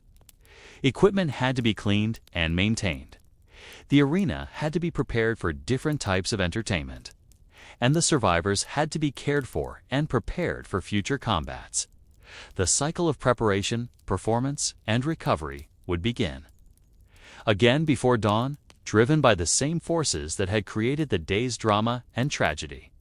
Yet even as the immediate spectacle ended and the crowds dispersed into the Roman evening, larger questions remained about the sustainability of such an elaborate and expensive form of entertainment. How long could the empire continue to support the enormous costs of gladiatorial games? What would happen when the political and economic conditions that made such spectacles possible began to change? The year was 435 AD, and Emperor Valentinian III stood in the imperial box of the Colosseum, watching what would prove to be among the last gladiatorial combats ever staged in Rome's greatest amphitheater.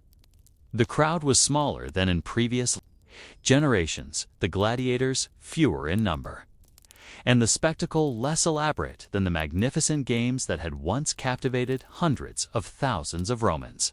Yet few in attendance that day could have imagined that they were witnessing the end of an institution that had defined Roman entertainment for over 3 centuries. the decline of gladiatorial games had been gradual, the result of converging forces that had been building for decades. The rise of Christianity had fundamentally altered Roman attitudes toward violence and death as entertainment. Christian emperors like Constantine, who had legalized Christianity in 313 AD, and later Honorius, who banned gladiatorial combat in 435 AD, viewed the games as incompatible with Christian values and actively worked to eliminate them from Roman society. The economic burden of maintaining the games had become increasingly difficult to sustain as the Western Roman Empire faced mounting financial pressures. The cost of importing exotic animals from distant provinces, maintaining gladiator schools, and providing free entertainment to Rome's population had always been enormous. But these expenses became prohibitive as tax revenues declined and military expenditures increased. The empire was fighting for its survival on multiple fronts, and resources that had once been devoted to entertainment were desperately needed for defense. The logistical challenges of staging elaborate spectacles had become nearly insurmountable. As the empire's infrastructure deteriorated, the procurement networks that had once supplied animals from across the known world were disrupted by political instability and military conflicts. The professional associations that had managed animal capture and transport, like the Telegini in North Africa, were unable to operate effectively as provinces, were lost to barbarian invasions or local rebellions. The social changes within Roman society itself had undermined the cultural foundations that had supported gladiatorial combat. The rigid social hierarchies that had made the games, both a reflection of Roman values and a safety valve for social tensions, were breaking down as the empire struggled with internal conflicts and external pressures.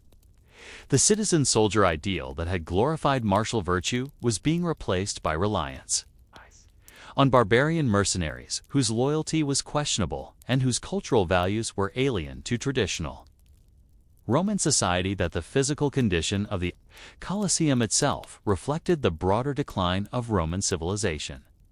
By the 5th century AD, the building had suffered damage from earthquakes, lightning strikes, and the simple wear and tear of centuries of use.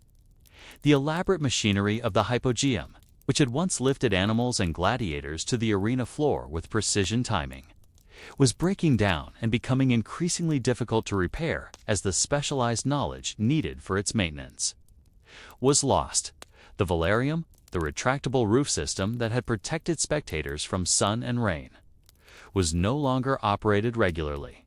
The teams of experienced sailors who had managed the complex rigging system were no longer available, as the imperial navy had been reduced and reorganized to meet changing military needs.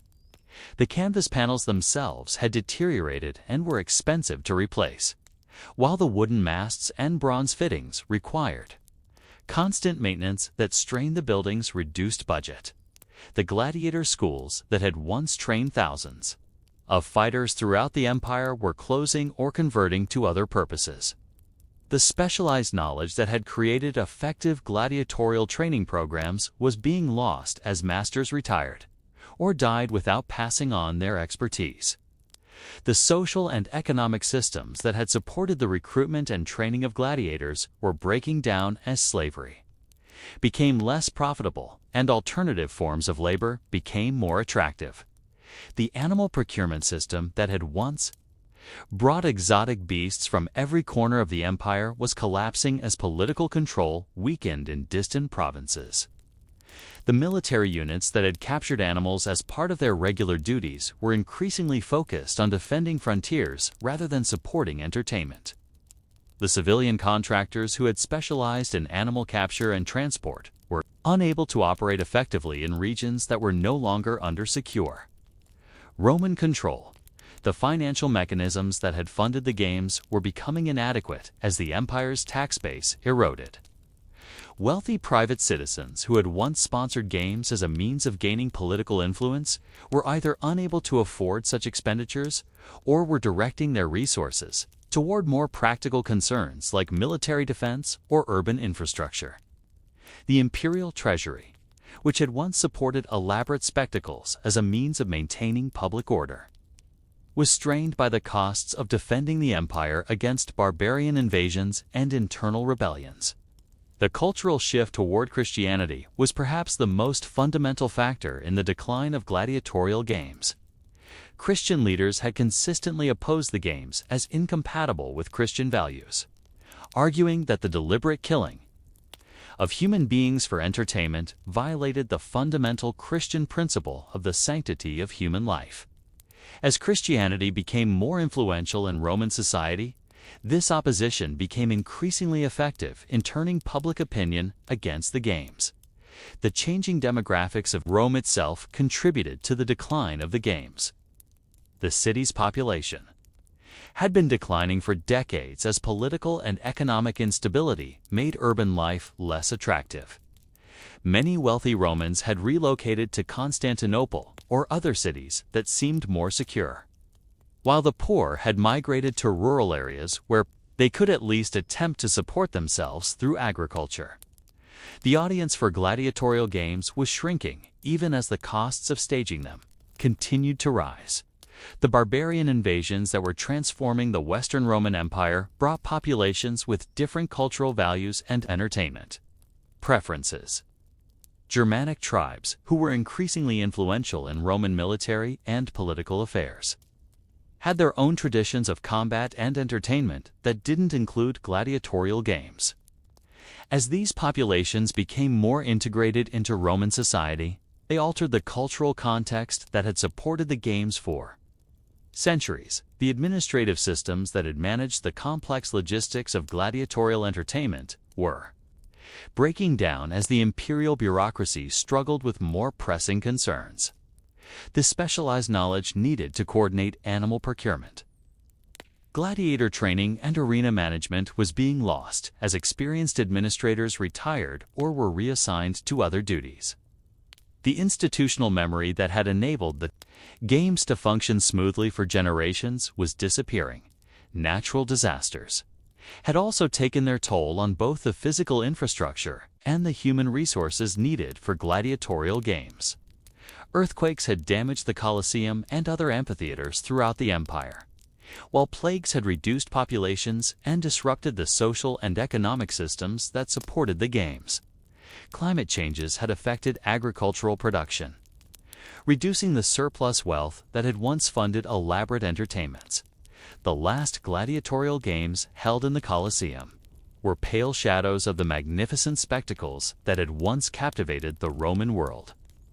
The combats were fewer in number, the gladiators less skilled, and the spectacle less elaborate. The crowd that attended these final games was smaller and less enthusiastic than previous generations of Roman spectators. The institution that had once embodied Roman power and culture was dying, a victim of the same forces that were transforming the empire itself. As the Western Roman Empire continued its decline through the 5th century AD, the question was not whether gladiatorial games would end, but how the magnificent structures built to house them would be used by future generations. The Colosseum, which had been the crown jewel of Roman entertainment architecture, would soon face an uncertain future as Roman civilization gave way to new forms of social and political organization. The morning light that filtered through the broken sections of the Colosseum's upper walls illuminated a scene that would have been unrecognizable to the Romans who had once filled its seats. The year was 847 AD, and where gladiators had once fought and died, small workshops now occupied the arena floor, their forges and workbenches surrounded by the detritus of medieval craftsmanship. The great amphitheater had begun its transformation from entertainment venue to urban village, a process that would continue for centuries as successive generations of Romans adapted the massive structure to meet their changing needs. The transition from imperial spectacle to medieval utility had been gradual but inexorable. As the last gladiatorial games faded into memory and the Western Roman Empire collapsed into fragments, the Colosseum found itself without a purpose. The elaborate infrastructure that had once supported the games, the animal procurement networks, the gladiator schools, the administrative bureaucracy had disappeared along with the political and economic systems that had sustained them. What remained was an enormous stone structure that offered shelter, security, and raw materials to whoever could claim it. The first medieval inhabitants of the Colosseum were probably squatters, poor Romans who sought shelter in the abandoned building during the chaos that followed the fall of the Western Empire, the underground chambers of the hypogeum once used. Two-house gladiators and exotic animals provided secure living spaces that were naturally protected from the elements and from the bandits and armies that plagued early medieval Italy. These early residents began the process of adaptation that would transform the building from a monument to imperial power into a functioning medieval community. The conversion of the arena floor into workshops and residential areas required significant modifications to the building's original design. The elaborate elevator systems and trapdoors that had once brought performers to the arena were sealed or removed, their mechanical components salvaged for other uses. The sand that had once absorbed the blood of gladiators was replaced with earth and stone that could support the foundations of new structures. The clear sightlines that had allowed spectators to view arena events were interrupted by walls and partitions that created private spaces for medieval residents. By the 10th century, the Colosseum had evolved into something resembling a fortified village. The massive outer walls provided natural defense against attack, while the internal structure offered space for a variety of activities that reflected the needs of medieval urban life. Workshops occupied the lower levels, where craftsmen produced goods for sale in Rome's medieval markets. Residential areas were established in the middle levels, where families lived in apartments carved from the ancient seating areas. Storage facilities were created in the upper levels, where grain and other supplies could be kept safe from thieves and rodents. The economic activities that developed within the Colosseum reflected the practical needs of medieval Rome. Blacksmiths established forges in the underground chambers, using the building's stone walls as natural windbreaks and the existing drainage systems to manage water for their operations.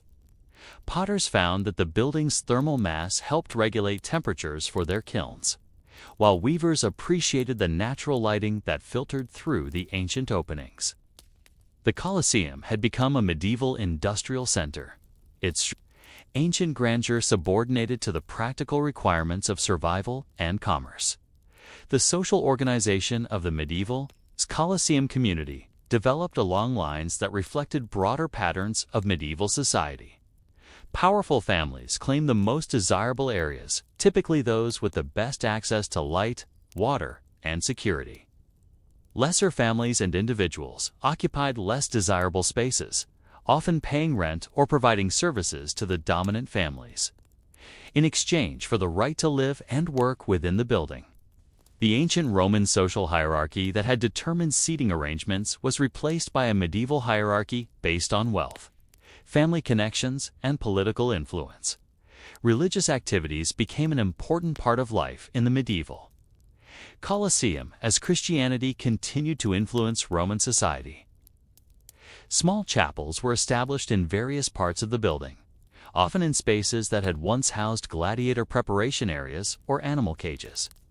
These chapels served both the spiritual needs of the residents and the practical function of legitimizing their occupation of the building through religious sanction. The contrast between Christian worship and the pagan violence that had once characterized the space was not lost on medieval observers, who often saw the transformation as evidence of Christianity's triumph over paganism. The physical modifications made to accommodate medieval uses gradually obliterated much of the building's original character. Walls were built to divide large spaces into smaller, more manageable areas. Floors were installed at various levels to create multiple stories within the ancient seating areas. Chimneys were added to vent smoke from forges and hearths, while drainage systems were modified to handle the waste products of medieval urban life. The building was being rebuilt from within, its ancient form adapted to serve entirely different functions. The use of the Colosseum as a source of building materials began during this period and would continue for centuries. The high-quality travertine limestone that had been used for the outer walls was particularly valuable for new construction projects throughout Rome. The metal clamps and fittings that held the stones together were removed and melted down for other uses, while the stones themselves were carted away to build churches, palaces, and fortifications. The process was gradual but relentless, as each generation of Romans took what they needed from the ancient structure. The medieval period also saw the development of legends and folklore associated with the Colosseum that reflected both its ancient history and its contemporary uses. Stories circulated about ghosts of gladiators who still haunted the building, about treasure hidden in secret chambers, and about supernatural events that occurred within its walls. These legends served both to explain the building's mysterious past and to invest it with a sense of wonder that transcended its mundane medieval functions.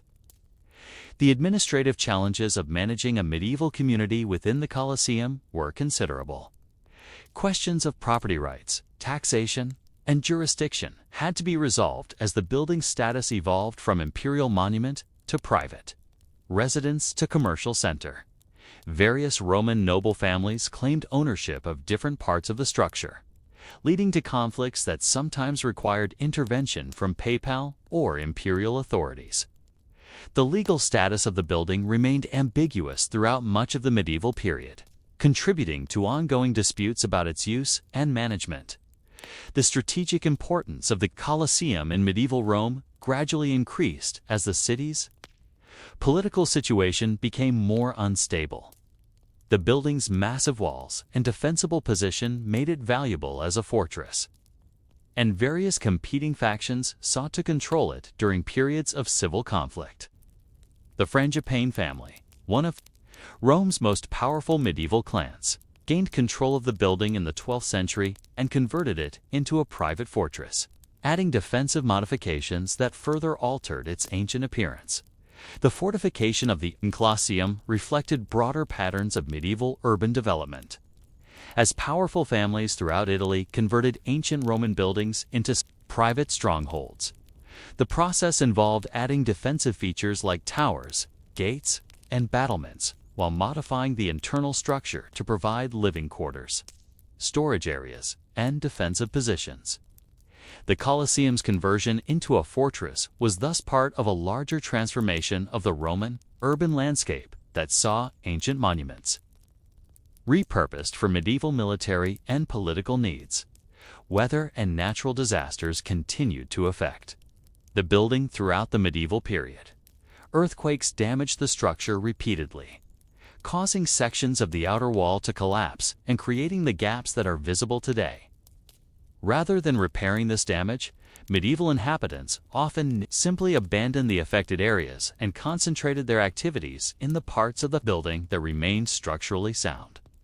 The process of selective abandonment and adaptive reuse continued throughout the medieval period, gradually reducing the amount of the building that remained in active use. As the medieval period progressed and Rome's political and economic situation stabilized somewhat, new questions arose about the appropriate use of ancient monuments like the Colosseum. The growing influence of the Catholic Church brought new perspectives on the building's history and significance, while the revival of interest in classical antiquity that would eventually lead to the Renaissance began to change how educated Romans viewed their ancient heritage. The morning sun of August 15, 1749. Cast long shadows across the Colosseum's broken walls as Pope Benedict XIV led a solemn procession into the ancient arena, where gladiators had once shed their blood for the entertainment of pagan crowds. The Pope now consecrated the space as a Christian shrine, declaring it sacred to the memory of the early Christian martyrs who had supposedly died within its walls. This ceremony marked a crucial turning point in the Colosseum's long history, beginning its transformation from medieval ruin to modern monument. From forgotten fortress to symbol of both ancient grandeur and Christian triumph. The papal consecration of the Colosseum reflected changing attitudes toward ancient monuments that had been developing throughout the 18th century. The Enlightenment had sparked new interest in classical antiquity, while the emerging field of archaeology was beginning to develop systematic methods for studying ancient remains.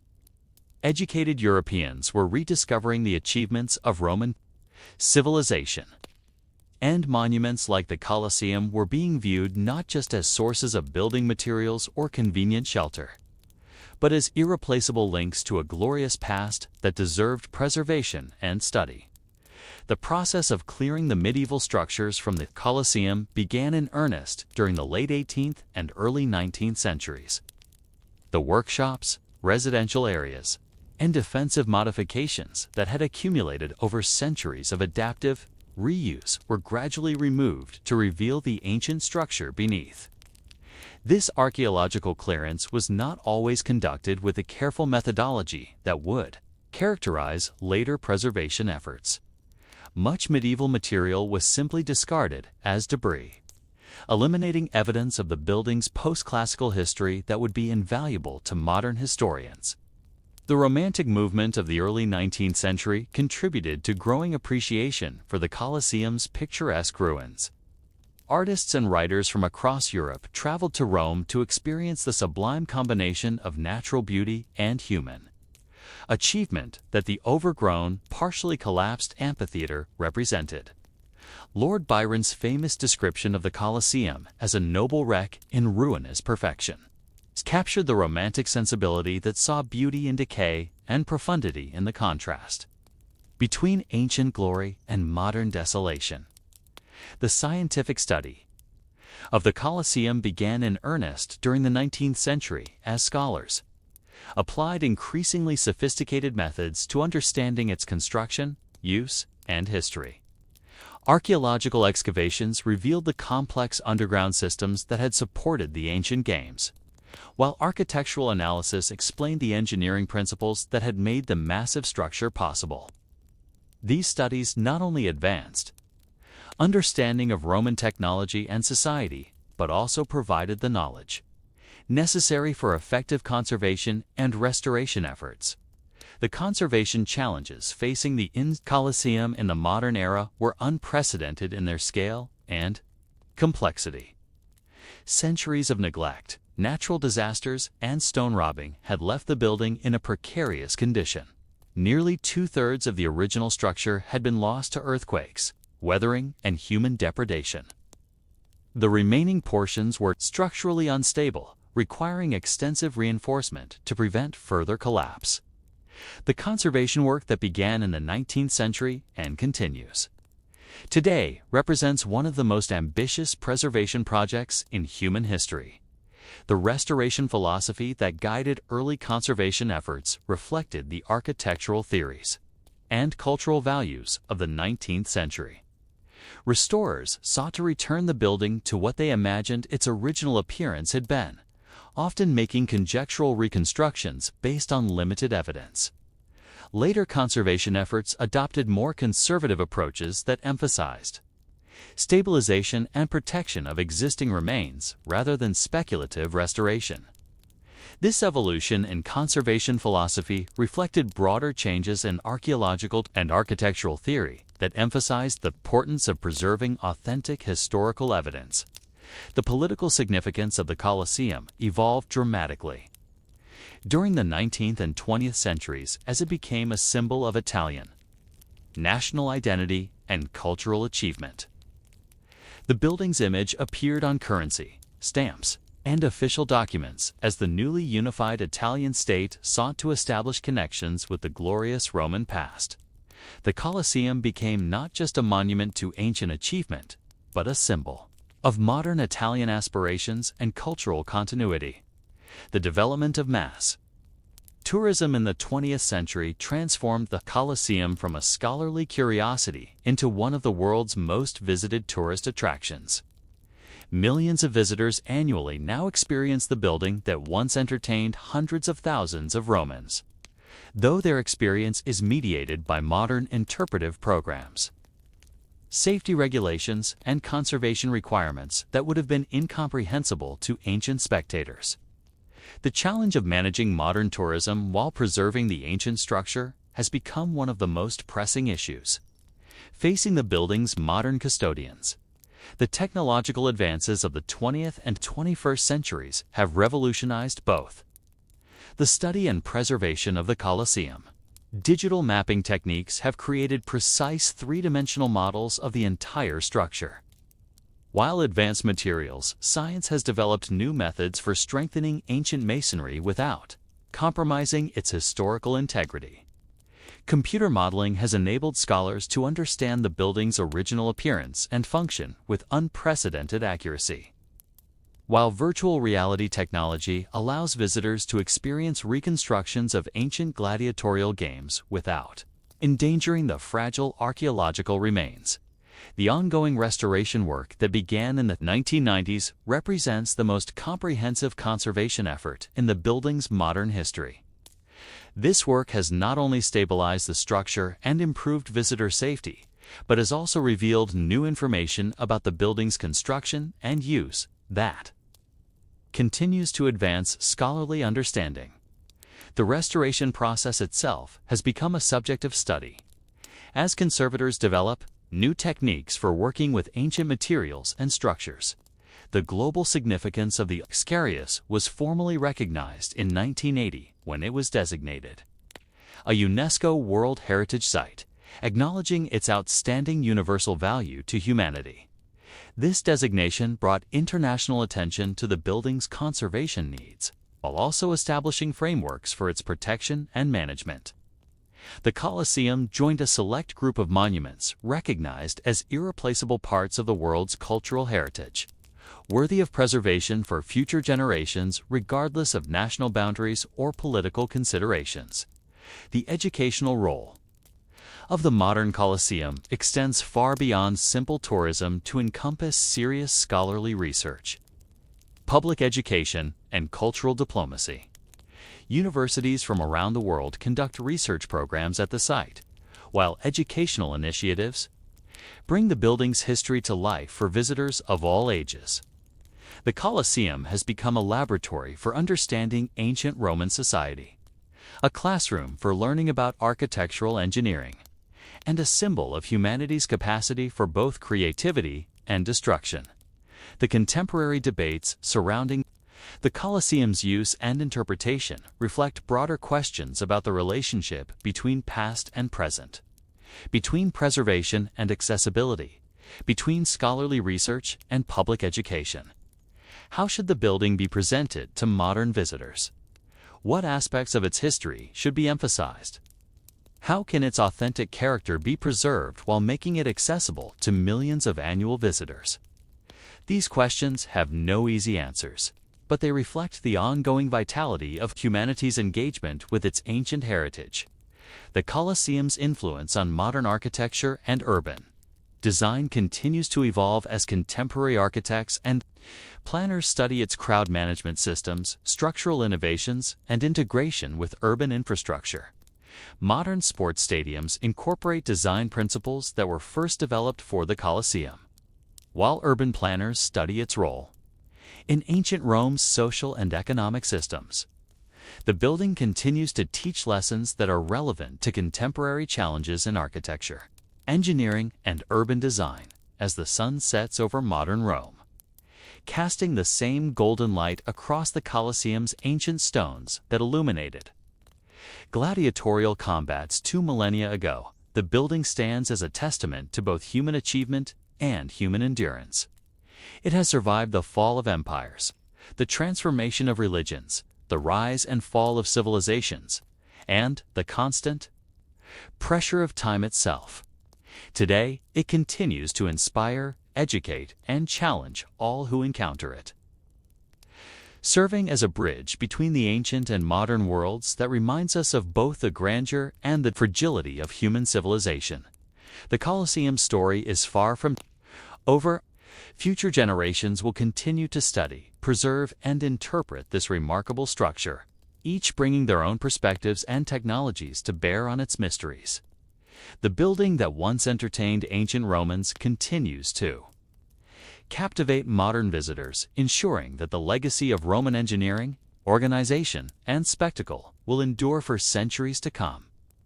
In its stones are written the stories of countless lives gladiators and emperors, slaves and citizens, medieval residents and modern tourists, all of whom have contributed to the ongoing narrative of one of humanity's most remarkable architectural achievements.